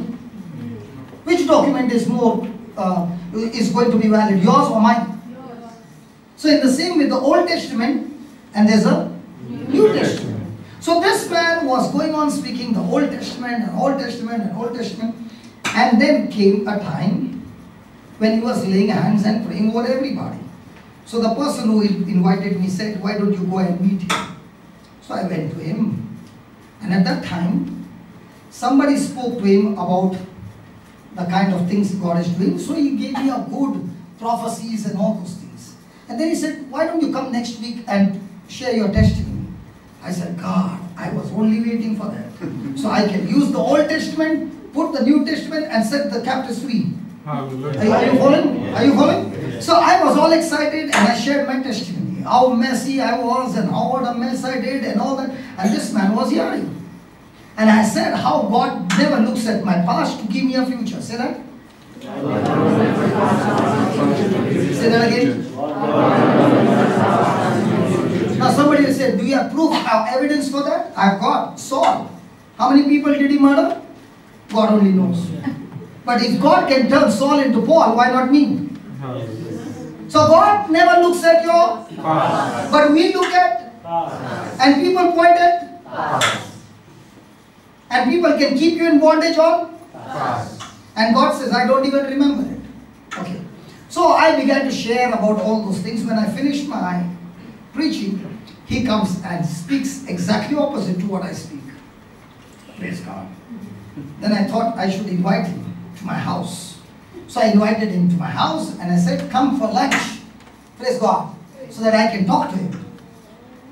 He came to my house with another friend, and there was praise and worship. So he said, come on, let's all close our eyes. And we were worshiping. And that friend was a good singer. He went on singing. When I opened my eyes, praise God, my wife disappeared.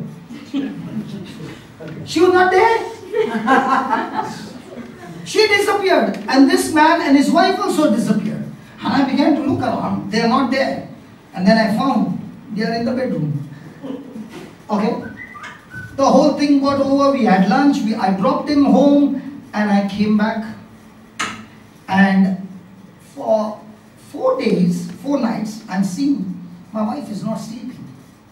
She's turning this side. She's turning that side. So I looked at her and I said, what's the problem? She said, he told me not to say anything. I said, who is this he? Who is that he? Not to say anything to me. So she said, the man who came, whom you brought home. I said, he said that? Remember the scripture says, when a man and a woman get married, they are not two, they are one. So you can tell me. Praise God. So she came up with the story, what he said. He said, your husband has lived such a bad life that there are curses after curses in your life. And when I walked into this house, I saw 2 women, demon women in this house. And when I looked at your children's room, it's covered with demon blood. Okay? Your husband needs lots and lots of deliverance. Now, listen, if that fellow has to say about me, it's one thing. But if he says about children, mom will be totally depressed. So I said, that's what he said? Praise God. The Bible says, where 2 or 3 Gather together in my name, I'm in the midst. So you and I are two, and let's open our mouth and praise Him. Now who is here? Jesus is here. And when Jesus is the light, what happens to darkness? So I said, come on, let's pray. And we began to pray. And when by the time I opened my eyes, my wife was...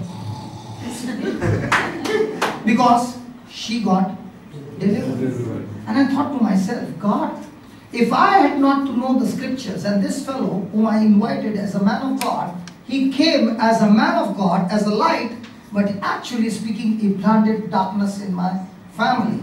And from that day on, I sniffed every person coming very close to me and speaking anything which is not the word of God. I say, I don't accept that. That's from the pits of hell. Whoever you are, if you are speaking anything against God's word, no matter what position you have, it doesn't matter. What you spoke never came from God. Because if Peter could say to Jesus, I will not allow you to go to Jerusalem, and Jesus said, Yes, get behind me. Why did Peter say that? Because he did not want Jesus to die. Right? But what about Judas when he came and kissed Jesus? What did he call him? My friend. Do you betray your friend with a kiss? Why did Jesus call him a friend? And why did Jesus call Peter Satan? Because what Peter was speaking was stopping God's plan. What Judas was doing was fulfilling God's plan. In the same way, my friend, there are many things which can come negative, but it might be in God's purpose, and God has allowed those things to happen because He has got a great destination. Hallelujah. And what Peter was speaking was hindering God's plan. Yeah. Even you prayed because you knew what to pray. Yeah. And so she got delivered. Yeah. How can we normal people? Yeah. I had to labor to go and listen to somebody preach. It did not come, Father, get it downloaded. It came. You didn't follow? Listen, listen. Now, all those who are seated here, today they are sitting. Who knows, in the future, I might be in a stadium and somebody is there preaching. Hallelujah. I don't know. It's all about what kind of relationship are you developing every day. I could pray because I labor to get the knowledge of the word. Because somebody was preaching, I would go and listen and write down notes and not forget. Not forget. Not forget.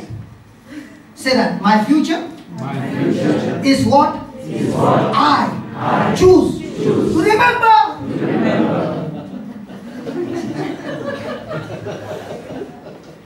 So you can come for this service for the next 10 years and not remember. But remember all that the counselors told you. Hello, not possible? The fearful messages go inside like a concrete and becomes a stronghold. You asked the question, but you know how many people got blessed? Hallelujah. Ask. Hallelujah. Hallelujah. Hallelujah. Then, even if they drink and immediately think it shall not hurt them, they shall lay hands on the sick and they shall surely die. Recover.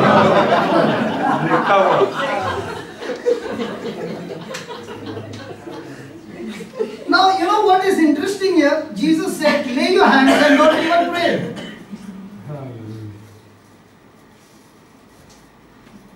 Did he say pray? No. He said only? Yes. Ask your neighbor, should I touch you?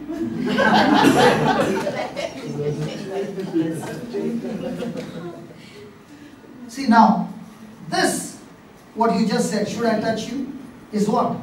Grace. How did he get this grace? Through this promise. Do I need to sweat for it? No. Why doesn't happen though? Huh? Why doesn't happen? It doesn't happen because how many of you have ever bought vegetables in India with the weighing scale? Not electronic, huh? Not electronic. Oh, pattar wala, 1 kilo, 2 kilo, 5 kilo.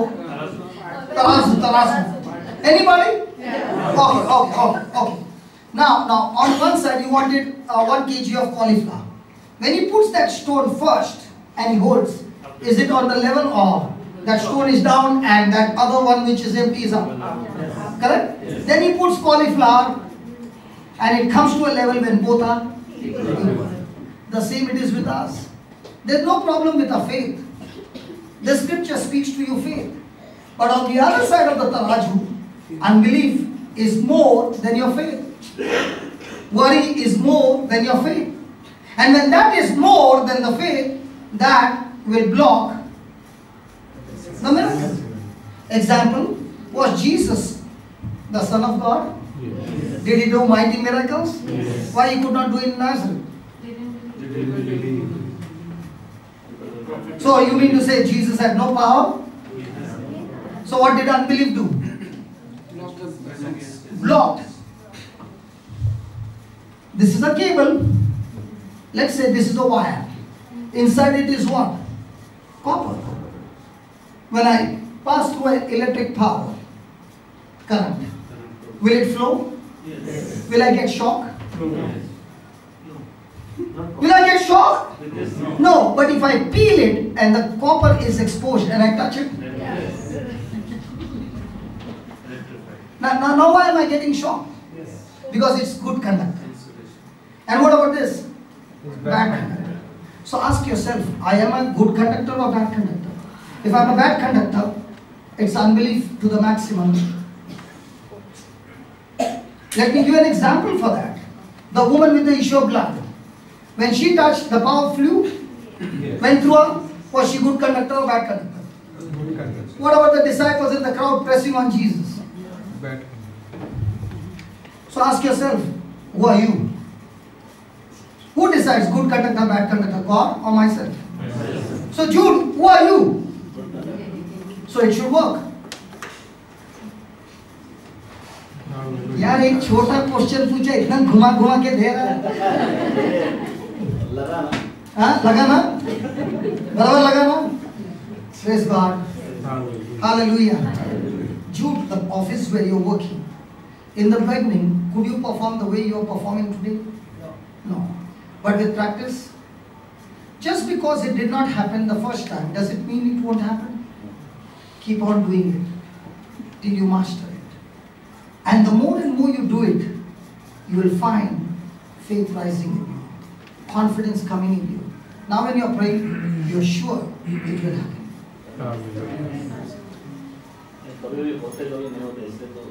See, your job is to believe. His job is to do it. So when you are believing and you can't see any evidence, what the devil say?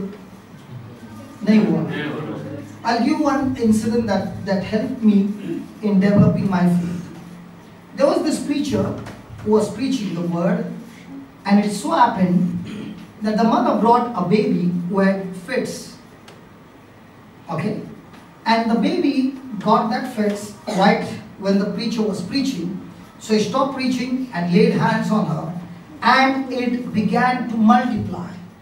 And the mother thought that the more he's praying, the daughter is getting more and more violent, okay, uncontrollable. Before my daughter dies, she snatched it from the preacher's hand and took her out of the church. The preacher began to plead to the mother, please don't take the baby, but the mother would not agree. That night, he began to cry and he said, God, why didn't you heal her? And the Lord stopped him and said, listen, every prayer that you made was a prayer of faith. The devil was showing you evidence that nothing happened. Can you continue with that prayer and not short circuit your faith prayer? And he said, okay, Lord, I will do that. And he began to thank God that the baby was delivered. Okay. He never saw that baby again. He forgot that incident. Everything was over. Years later on, he was in a different country, in a different place.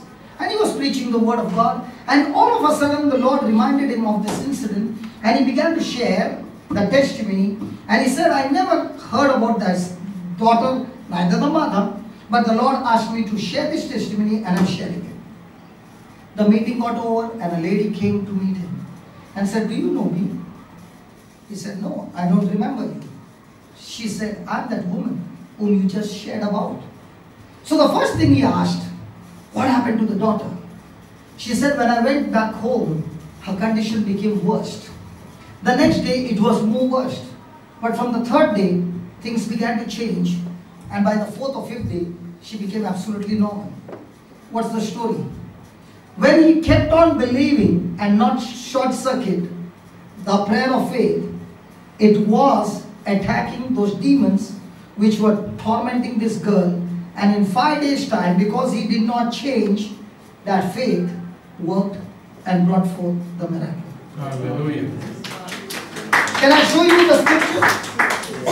Hello, I like to back up with scripture. Can I show you the scripture? Yes. Okay, go to, my brother Vijay changed my topic by saying, go to that testimony. I'm still on the testimony. Luke 17, verse number 5.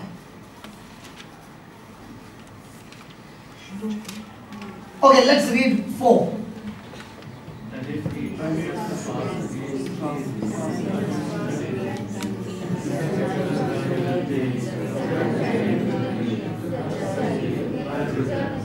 So if a person is troubling you 7 times a day, not once.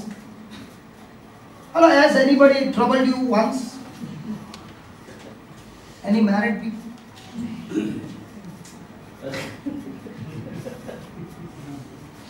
Married. If you get, no, because nobody lifted their hand. Here, no, I'm also surprised. All unmarried people are sitting here. Okay, now I'm not asking you a question. Supposing your spouse troubles you, or you trouble your spouse. How long it takes to patch up? 5 minutes.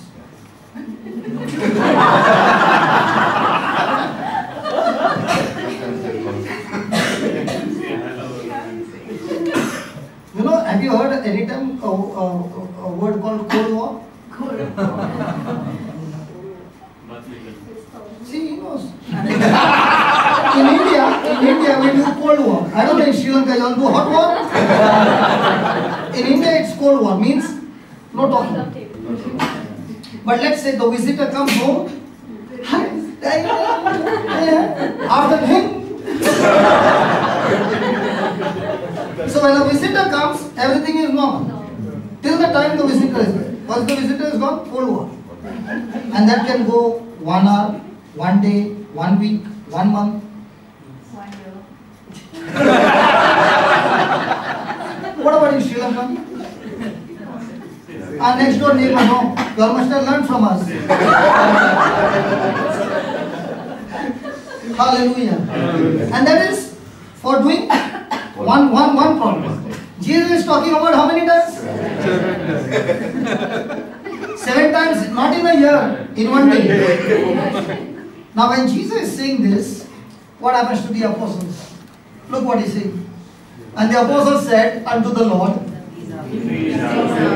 because what you are asking as a human being, we cannot do it. So please help us and increase our faith. Now look at what Jesus says. And the Lord said, if you had faith as a grain of mustard seed, you might think, you might think, think. So conclusion. Faith is activated by not thinking. Faith is activated by fear is activated by worry is activated by anger is activated by Everything sings. No, nothing brother. No, you are from Sri Lanka, no? So if you have faith as a grain of mustard seed, you might say unto this, unto this sycamore tree, be thou plucked up by the root and be thou planted into the sea, and it should obey. And it should obey. Now what has forgiveness got to do with this sycamore tree? Huh? You know what Jesus said? If the sycamore tree can obey you, can that spirit of unforgiveness obey you? Yes. Can that spirit of bitterness obey you? Yes. Can that spirit of anger obey you? Yes. So he's saying, just as you can speak to the sycamore tree, you can speak to that spirit of unforgiveness.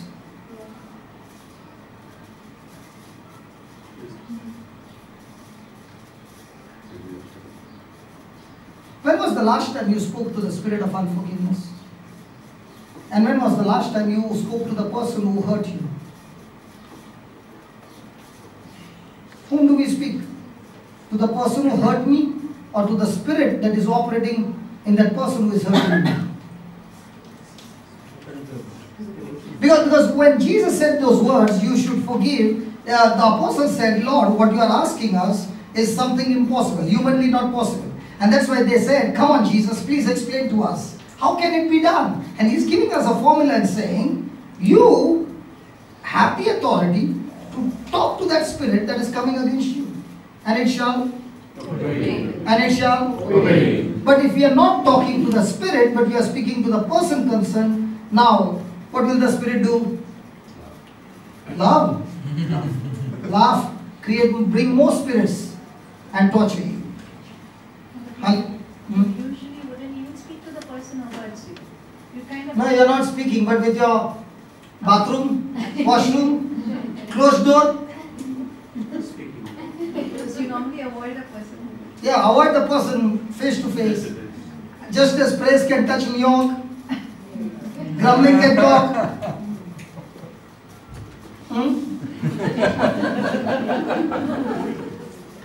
When it comes to prayer, it should touch from here to New York.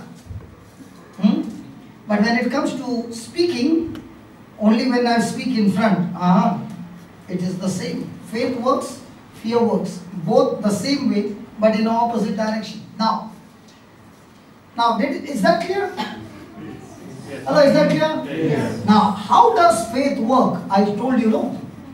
Hello, how does faith work? But which of you having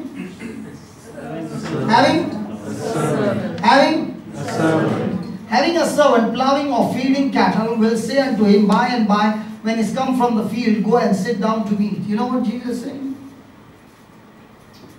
Faith is not a servant, but faith can work for you like a servant. When a servant is working the whole day and he comes back home, will you tell him to rest? No, you will give him some other job. In the same way, the Lord is saying, faith works on your behalf day and night. Even when you are resting, faith never goes to sleep, it's still working. At the same time, he's saying, if you have faith, you can say.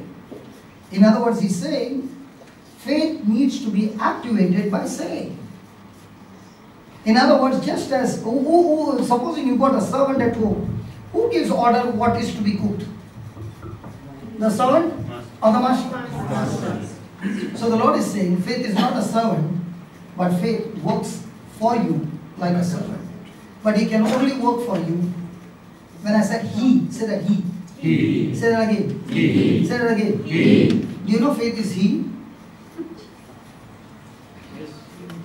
Well, nothing.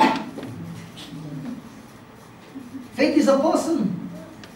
It's not an emotion. Okay, you don't believe, let me show you. 2 Corinthians 4:13.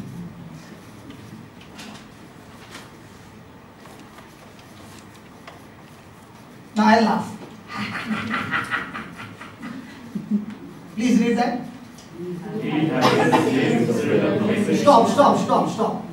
Did he say we have the same faith or spirit of faith? Spirit. If Holy Spirit is what? He's the person. Fear is what? God has not given you fear, or God has not given you a spirit of fear. So fear is what? A person, a spirit. So faith is what? A person. And this person called faith needs you to speak to him and give him some job, and he's saying, I'm ready to carry it for you.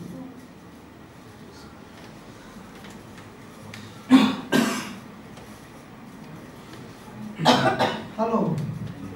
When I'm talking to you something, am I giving you documents? Yes. As evidence? Yes. You will say, I've never heard it. If you have not heard it, the documents are speaking. Yes. And that's what is the truth. Hallelujah.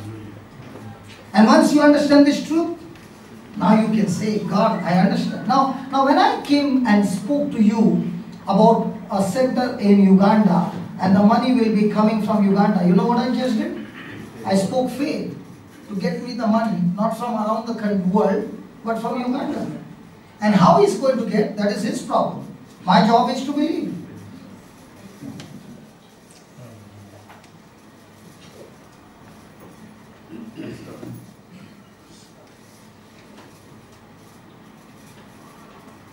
God, why are they looking at me so seriously?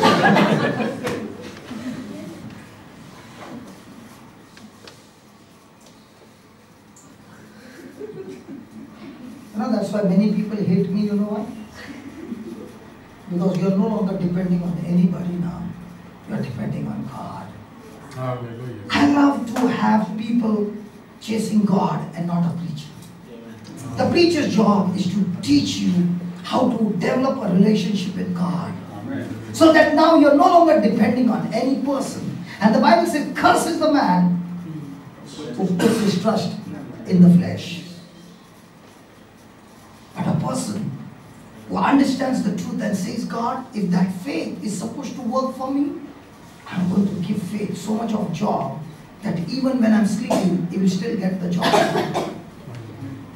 I'll give you one incident that happened in my life, which I saw it happen after 18 years. I forgot, but faith did not forget it. In my early days, I used to wear a gown purposely, look into the mirror and say, I'm in Africa. And I was just 2 months old in the Lord. And I would look into the mirror holding the Bible, and I would say to the people there, hey, can you hear me? Can you hear me? All you people over there, big crowd, can you hear me? And I would do that 18 years back. And when I went to Uganda and I saw 25,000 people standing there, the Lord reminded me, son, what you did then, during that time, that faith has brought you to the place where it is manifested. I forgot it, but faith did not forget it.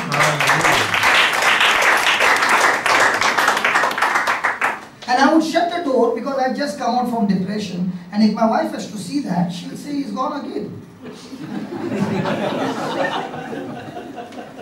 Because for me it was, if this is what it is saying, I want to just go and give a try.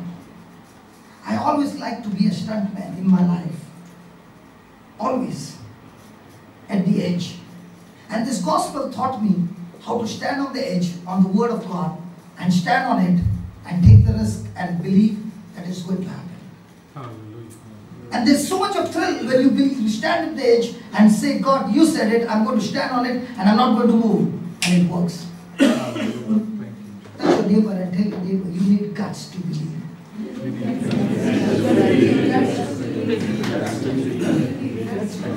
I did not say beat your wife and say that. Jude, chance मिला मार के ले लिया रे. मुंह से बोलने वाला हाथ से बात कर रहा है. Praise the Lord. Praise the Lord. Hallelujah. Hallelujah. Thank you, Jesus. Thank you, Jesus. And what did Jesus say? Just put that 6. If you have faith as a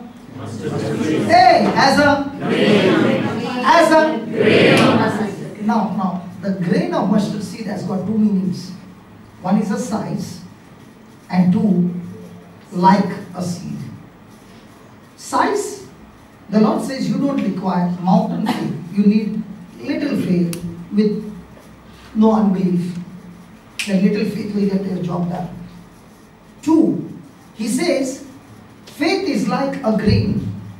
Now when a farmer is planting a grain, why is he planting? Because he wants what is inside the seed which he can't see. Yes. In the same way, when you are speaking that word of faith, it is a grain which you can't see the evidence, but that grain has been empowered to produce that harvest. And when you speak it, do you get it the next day? No. The next moment? No. Is the farmer waiting? Yes. In the same way, when you plant the seed, keep watering the seed. How do you water the seed? Meditating on the word. You are doing the homework. Meditating on the speaking the word. Thanksgiving. Of faith. Somebody said it. Thanksgiving. Thanksgiving. You are doing the homework well. Praise God. See, if a person is speaking the faith, but no thanksgiving, then that person is only planting the seeds. But when he's thanking God, that God, I thank you that what I prayed for, it's already done. You're watering the seed. Hallelujah. Now imagine for a farmer who is planting the seed but never watering the seed, what will happen? So many of us have got big plantations but never watered the seed. Ask your neighbor, how many hectares of land you got in the spiritual realm? But when was the last time you watered the seed? When a person is in thanksgiving, always remember, he is always connected to God. There is no room for grumbling, murmuring, complaining. Because he's all the time thanking God. He is always in a position to receive from God. It always increases his capacity to receive from God. And that's why God's word says, be thankful in everything. Hallelujah. Hallelujah. Hallelujah. Hallelujah. Is that clear? Yes. Okay, now coming back. This couple, what kind of decision did they take? God's will or the flesh will? And when the news came that she's pregnant, what did the husband do? How did he get that strength? The very person who was angry, and now he's filled with so much of mercy and so much of love. How did he get that? Grace. And how did this grace come? Through the knowledge of God. So the more and more you are studying the word, what are you getting? Grace. You are getting knowledge. Now, will grace produce the result? Yes. Come on, will grace produce the result? Yes. No. Grace will not produce the result. Faith. Somebody said it. Yeah, your answer is right. Faith. Only faith. Ephesians 2:8. Ephesians 2:8. That's why many people get annoyed. Why is it not happening in my life? Let's read it. Ephesians 2:8. For by grace. So how many of you believe you are saved by grace? Lift your hands up. Nobody. Very good. How many of you are saved by faith? Lift your hands up. And how many of you are saved by grace through faith? All of us. So if it is by grace only, then God is responsible for those people who are not being saved. If it is by faith only, then I am boasting that it is my faith that has saved me. But God's word does not say that. God's word says, grace through faith brings salvation. So when a person says only grace or only faith, it's extremely poisonous. Common salt. What is it made of? Sodium? NaCl. What? Chloride. Potassium by itself is poisonous. Chlorine by itself is poisonous. But the combination of two is common salt, which is excellent. So in the same way, if a person is only by grace and not responding by faith, it will never happen. Example, Angel Gabriel coming and speaking to Mother Mary. What was that? Grace. Her response to what the Angel Gabriel said in agreement is what? Faith. So the whole Bible is what? Grace. My response to the Bible is what? Faith. Now when these two come together, manifestation is supernatural. Simple? Yes. But now you don't have the grace because you don't know the promise of God. So what are you doing? You are struggling and saying, God give me, God give me, God give me. How many of you have prayed for the gift of tongues and never got it? For years and thinking, God, one day you will give me, one day you will give me, one day you will give me. But what you read just now is, all those who believe in Jesus will speak in tongues. So is it your birthright? Yes. Yes. So how do you receive it? By faith. And now by saying, Lord, I've already received, you open your mouth and you will be astonished the very next moment you're praying in tongues. So how did he get it? You got the promise, you respond to it, it became your faith. So how did you get the power to heal the sick? By grace. And because you believed, you exercised it. Faith. Does anybody here have two hands? Anybody? Hello. Only you, brother. All our Indians don't understand English. Now, if you have two hands, then according to the word of God, do you have the grace to heal people? Yes. But are we exercising our faith? No. We always go and tell the preacher, you lay hands. Why God has not given you the same grace? Yes. The problem is I don't believe in what God says when it is me. But I do believe when the preacher prays. Are you following? Yes. So can we change? Yes. For how long? And I tell you, if we only have to change, many a times I wonder, Lord, you touched me, and that day when you touched me, there were more than 1,000 people there. And if all of them had to change and respond to that grace, what would be the revival?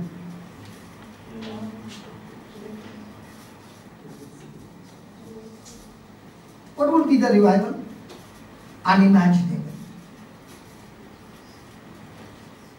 Praise God. Thank you, Jesus. Thank you, Jesus.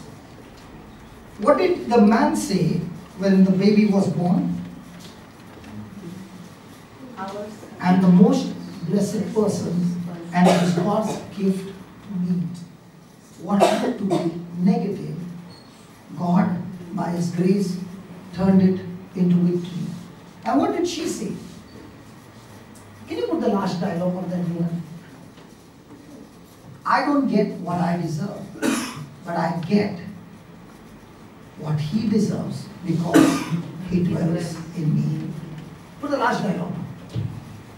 But I deserve. He did part of their being. If you see them all together, there's so much laughter. For the extent that I have experienced His love and His grace, I'm the most thankful person you'll ever meet. Pause. I don't get. What did he say? Can a person having such a negative situation be thankful to God? You know, that's called as God's love, God's grace. Human nature cannot stand anything negative. God's nature, even in the negative, has tremendous forgiveness, has got tremendous love. And this nature, let me tell you, this nature has been given to every one of us seated here. But not everyone seated here are able to tap into this power because we are tapping into our senses and not in the knowledge that comes from the Word of God. How does it look? A person has been given a soft drink and a straw, and the person is blowing. Will that soft drink ever reach his lips? No. Will it reach? Only bubbles will come out from there. But what if the person is sucking it? Will it come?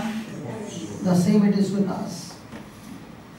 When I'm using my senses, only bubbles are coming out of my mouth. But if I'm sucking, by renewing my mind, the love of God is flowing out of me. Same person, same situation, change of thinking, change in the result. Hallelujah. Hallelujah. Anybody drives here? Again you. Indians, nobody drives. In your car, there is a reverse gear? Yes. And there is a drive? Yes. So which gear do you put when you want to go in front? Right. And what happens if you put reverse and look in front and press the accelerator? Back, no? So, this man, when he started, he put the reverse gear, accelerated, and he said, I want to bang those, put holes on the wall. Now the same person shifts the gear and puts it on drive. Now what is he saying? I am the most thankful person, for God has given me this gift. Just change of thinking. And the love of God is flowing. So what should prayer do? Prayer must make me change my thinking. You know why we pray?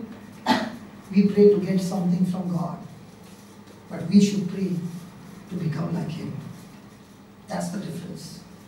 Our relationship with Jesus is, what can I get from Jesus?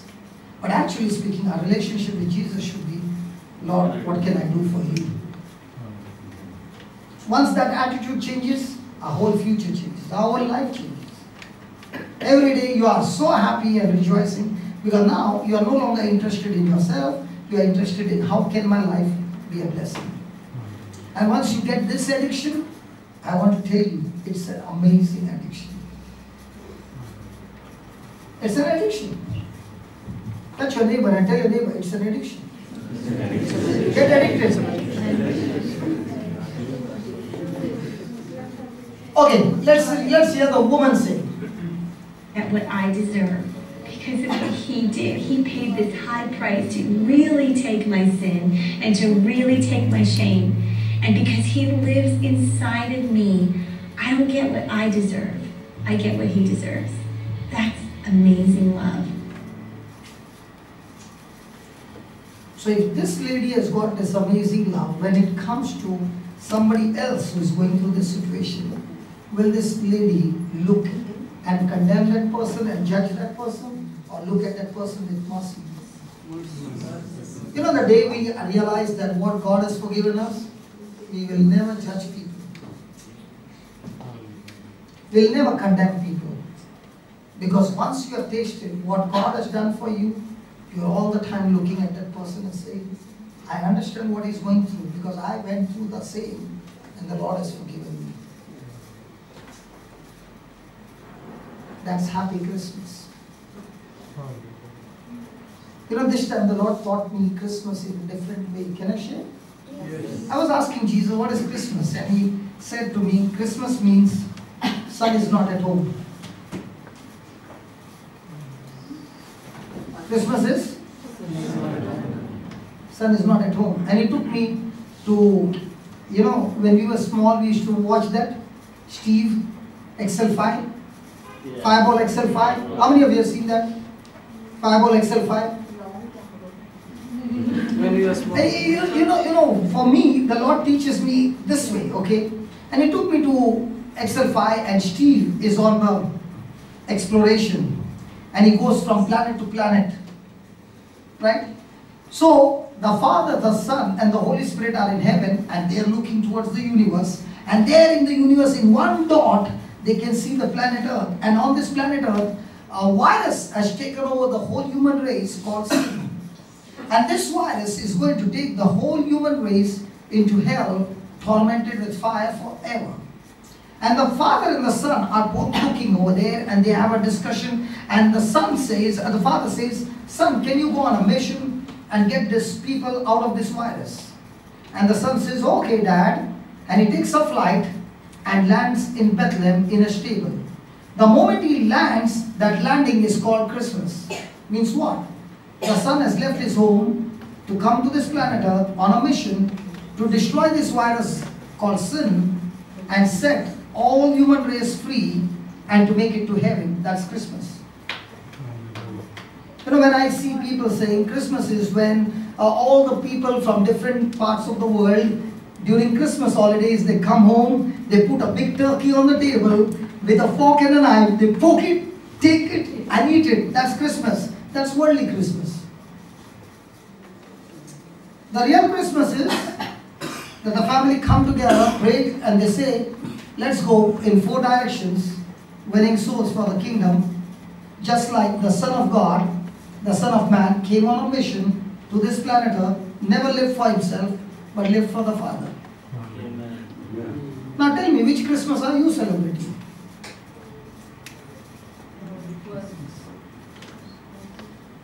And this Merry Christmas is every day. You are also on a mission to get these people out of the virus called sin. And day and night, we are enjoying this battle. I hope, Lord, they will come next month. Hallelujah. Hallelujah. Think about it when you go back home. Son not at home is Christmas. What if this son had not to come to this planet Earth? What if somebody had not to preach to you the gospel? What if God had not to give you the grace to believe in that gospel? Where do you think we would be heading on? And what's my responsibility now to the one who gave his life, shed his blood, and is looking at you and me and saying, do you remember that 400 meters relay? They used to take the baton and give to the next person. Jesus finished his round and he has given the baton to you. Are you going to run the race in the direction that Jesus wants you to run? Or are you going to run your own race?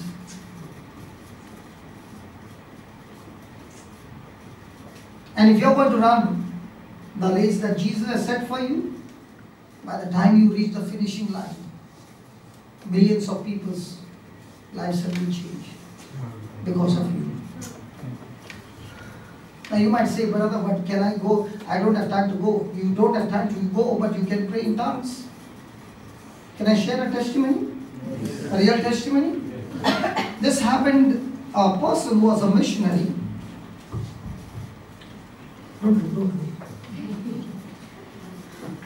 Just 10 minutes more.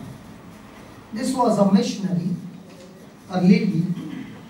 She was serving the Lord and she said to herself, Lord, I want to serve you all my life. I don't want to get married. And she was on a mission, and there she met another person, a young man, also on a mission. Amazing. And they both decided if we can get married, we can work together. So they got married. In a matter of 4 or 5 years, she had 3 children. And because of the children, she had to stay behind, and the husband kept going on a mission. And she was very angry with God. She got extremely angry, and she said, God, you have stopped my mission work. Here I am locked up with these children and frustrated. And this went on and on and on, and she was depressed. The husband would come, go on a mission, come back and give her all the news. And one day, as she was crying, asking God to help her, Jesus came in a vision and said, come with me. And he took her to heaven and led her to a beautiful room and said, I want you to go around and then come and meet me. So she went all around the room, and there were many walls in that room, and everywhere there were pictures of people, snaps put around, and she saw some of them she recognized, and which was hardly not even 0.5%, and most of the people she had never seen in her life. She went and then she met Jesus, and she said, I don't understand. I went to all the rooms and I saw people from different parts of the world, but I see some very few people whom I know. I don't understand. And that's the time Jesus said to her, The very people whom you don't know and the people whom you know are the ones that you prayed for them, for God to intervene in their life. And because you prayed in tongues, you did not even know the Spirit of God was interceding for these people who are destined to go to hell, but your prayers turned them around and they could make it to heaven. Your husband might be going on a mission and winning souls, but you are also on a mission when you are cooking food, looking after the children, bathing, but praying in tongues. Because let them have dominion. Let them have dominion. You are standing in the gap and praying in tongues, which you don't understand, and the Holy Spirit is interceding on behalf of those people, and those souls are being saved. Hallelujah. So does everybody have a job now? Yes. Praise God. Praise God. Hallelujah. Hallelujah. Shall we close our eyes? And let us reflect on the testimony. The very storm that had come to destroy the family. In that relationship, they made their relationship so transparent, dying for each other, living in unconditional love, respecting and honoring each other, experiencing the love and forgiveness of God, that they were able to forgive each other of their own weaknesses and change their heart and mind and their attitude and become more and more like Jesus. The same Lord Jesus is talking to each one of us and saying, I understand the storm that you're going through.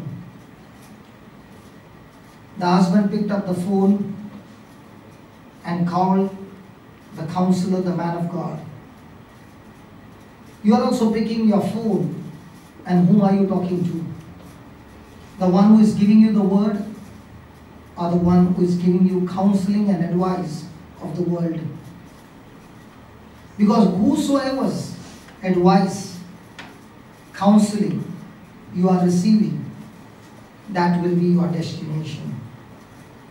They decided to focus on the word, and that word not only healed them, but made their marriage more stronger and more beautiful. In the same way, whatever you are going through, if you are willing to change, that willingness of change will bring tremendous reward in the pain that you are going through. Loving Father, all that we have heard is the grace, and now is the time to respond to that grace with our faith. And as each and every one of us are making that response in the situation that we are going through, Lord, let this faith move every mountain, fill up every valley, and make a great highway. A highway where your loved ones are able to travel to be a blessing to others. Thank you, Lord, for showing us the testimony of a boy who was throwing the starfish into the sea. Yes, we cannot save the whole world, but we can do make contribution to save one person a day. Thank you, Lord, that even though nobody is able to see the good things that we do, but nothing is going unnoticed before your eyes. Strengthen us, O Lord, to use every opportunity, even in the midst of affliction, to rely on you, depend on you, trust in you, and turn it into a glorious testimony. We thank you, we praise you, in the glorious name of Jesus. Amen. Amen. Praise God. Praise God.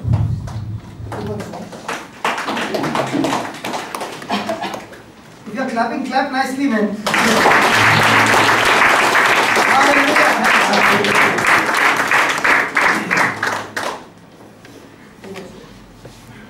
Can we close our eyes? Lord, I come to you. Let my heart be changed with you, flowing from your grace and heart in you.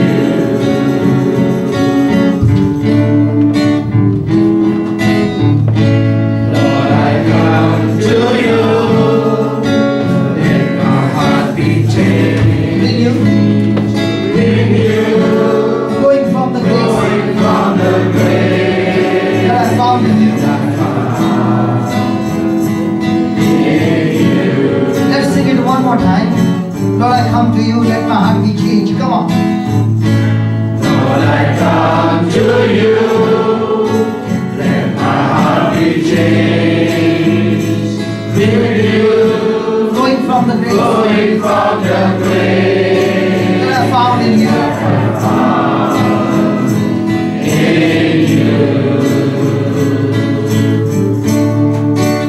Lord, I've come to know.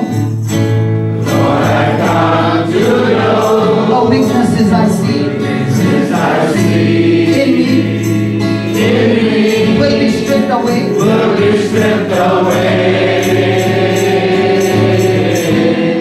By the power of your love. Lord, I've come to know.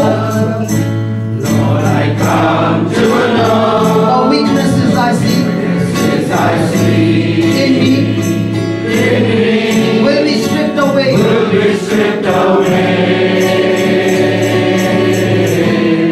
By the power of your love. Tell the Lord one more time. Lord, I've come to know the weaknesses I see. I come to know the weaknesses I see. In me.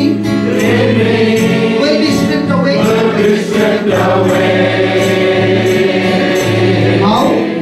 By the power of your love. Hold me close, Lord, hold me close.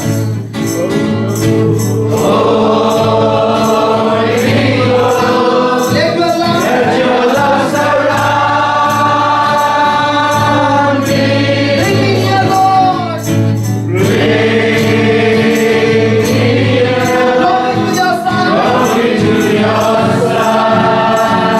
And as I wait, Lord,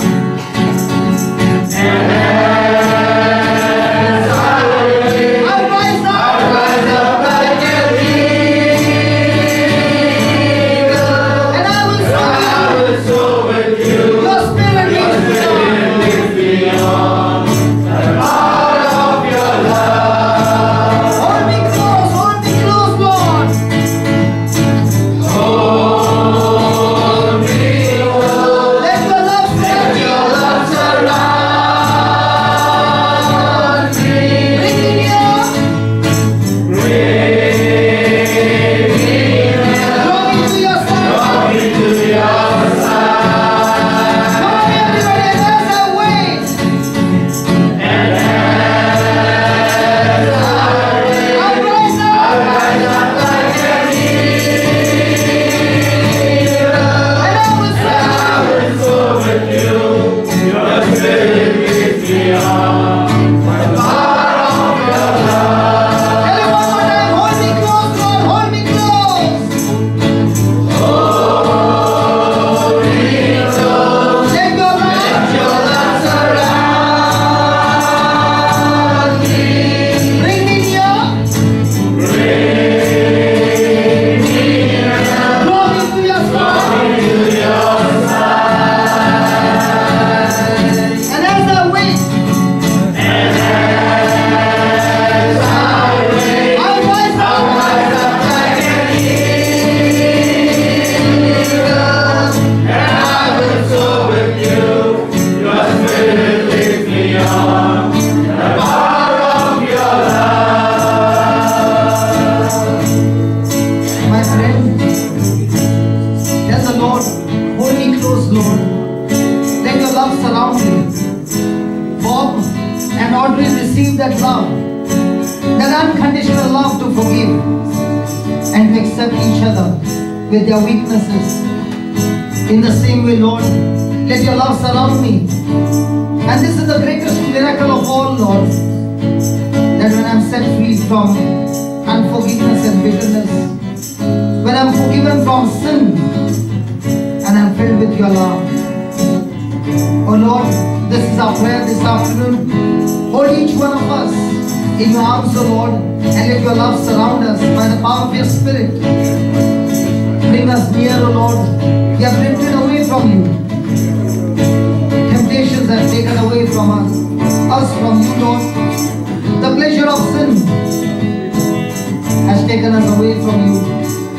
Lord, we ask you, not by my power or by a might, O Lord, but only by the power of your Holy Spirit you can set us free. Set us free from all captivity. Set us free from all addiction and bad habits, O Lord. Set us free, O Lord, as your anointing moves in this place. As your power moves into this place. Lord, you said, all power and dominion you have given to us. And when we call on you, Lord, when we call on you, you come to deliver us. Lord, cast away all those spirits that have been active in our life and made us slaves of sin. Oh Jesus, you are the light, and with your light, O Lord, destroy every darkness in each one of us. Lord, we are waiting on you. We are renewing our minds. Lord, you have spoken to us, and it is now our turn to respond to that grace that you have given in abundance, O Lord. Lord Jesus, strengthen us with your power, O Lord, and set us free. That we will rise up like an eagle, O Lord. Lord, no matter how many years we were suffering as victims, we are no longer going to be victims anymore. We are going to be victorious because we are going to soar with you. We are no longer going to be led by our emotions and by our feelings, but be led by your Spirit, by your word, O Lord. Oh yes, Lord. I pray right now, oh Father, in the name of Jesus, we who are going through the storms in life, oh Lord, oh Father, help us to make a quality decision on the word, oh Lord, so that we are able to overcome every evil with good, oh Lord. We thank you, we praise you. Lord, unveil our eyes. With the unveiled eyes, the Bible says in 2 Corinthians 3:16, when a person turns to the Lord, the veil is removed. When a person repents, the veil is removed. The prodigal son repented and the veil was removed, and that changed the future of his destiny. In the same way, Lord, there are so many veils that have covered our minds, and we have been captive of sin. Now we come to you, Lord, in your presence, speaking to you and saying, Lord, we don't want that sin anymore in our lives. We want you. We want you, Jesus. We need you, Jesus. We need your help, Jesus. Help us, O Lord, to make that quality decision, not to change and go back to our old ways, but to be with you always. Lord, unveil our eyes that we may see you face to face. Help us to renew our mind, O Lord, so that we live each and every day believing that you are taking us on a journey to eternal life. So let's sing that again. Unveil our eyes, O Lord, that we may see you face to face. Unveil my eyes, let me see your face. The knowledge of your love, that you live in me. Come on, everybody, lift your voice and tell the Lord, Lord, unveil my eyes. Let me see you face to face. The knowledge of your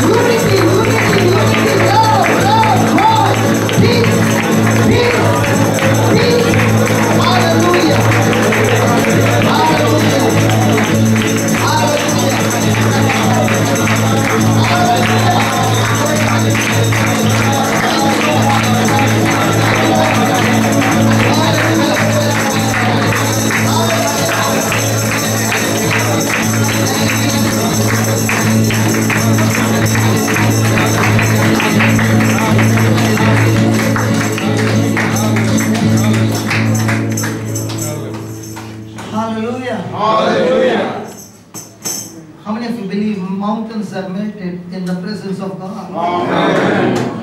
And I don't even have to ask people, how many of you experience the presence of God? He's so strong, He's so strong. And let me tell you, in the presence of God, mountains melt like wax. All that I need to do is keep on believing and keep on thanking God. Okay? And when we meet again, you will be sharing so many testimonies and miracles that the Lord has done.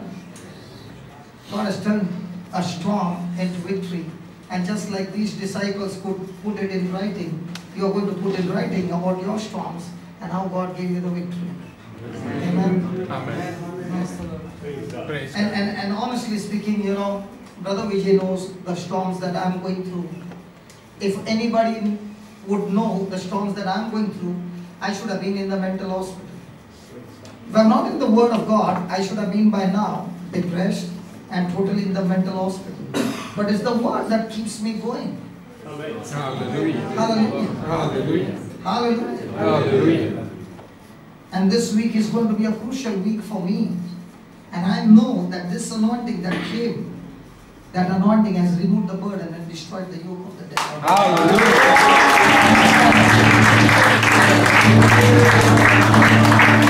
Hallelujah. Hallelujah. So God bless you all. And let this faith, the good work that God has started, let it continue in your life and always be a blessing to others. Amen.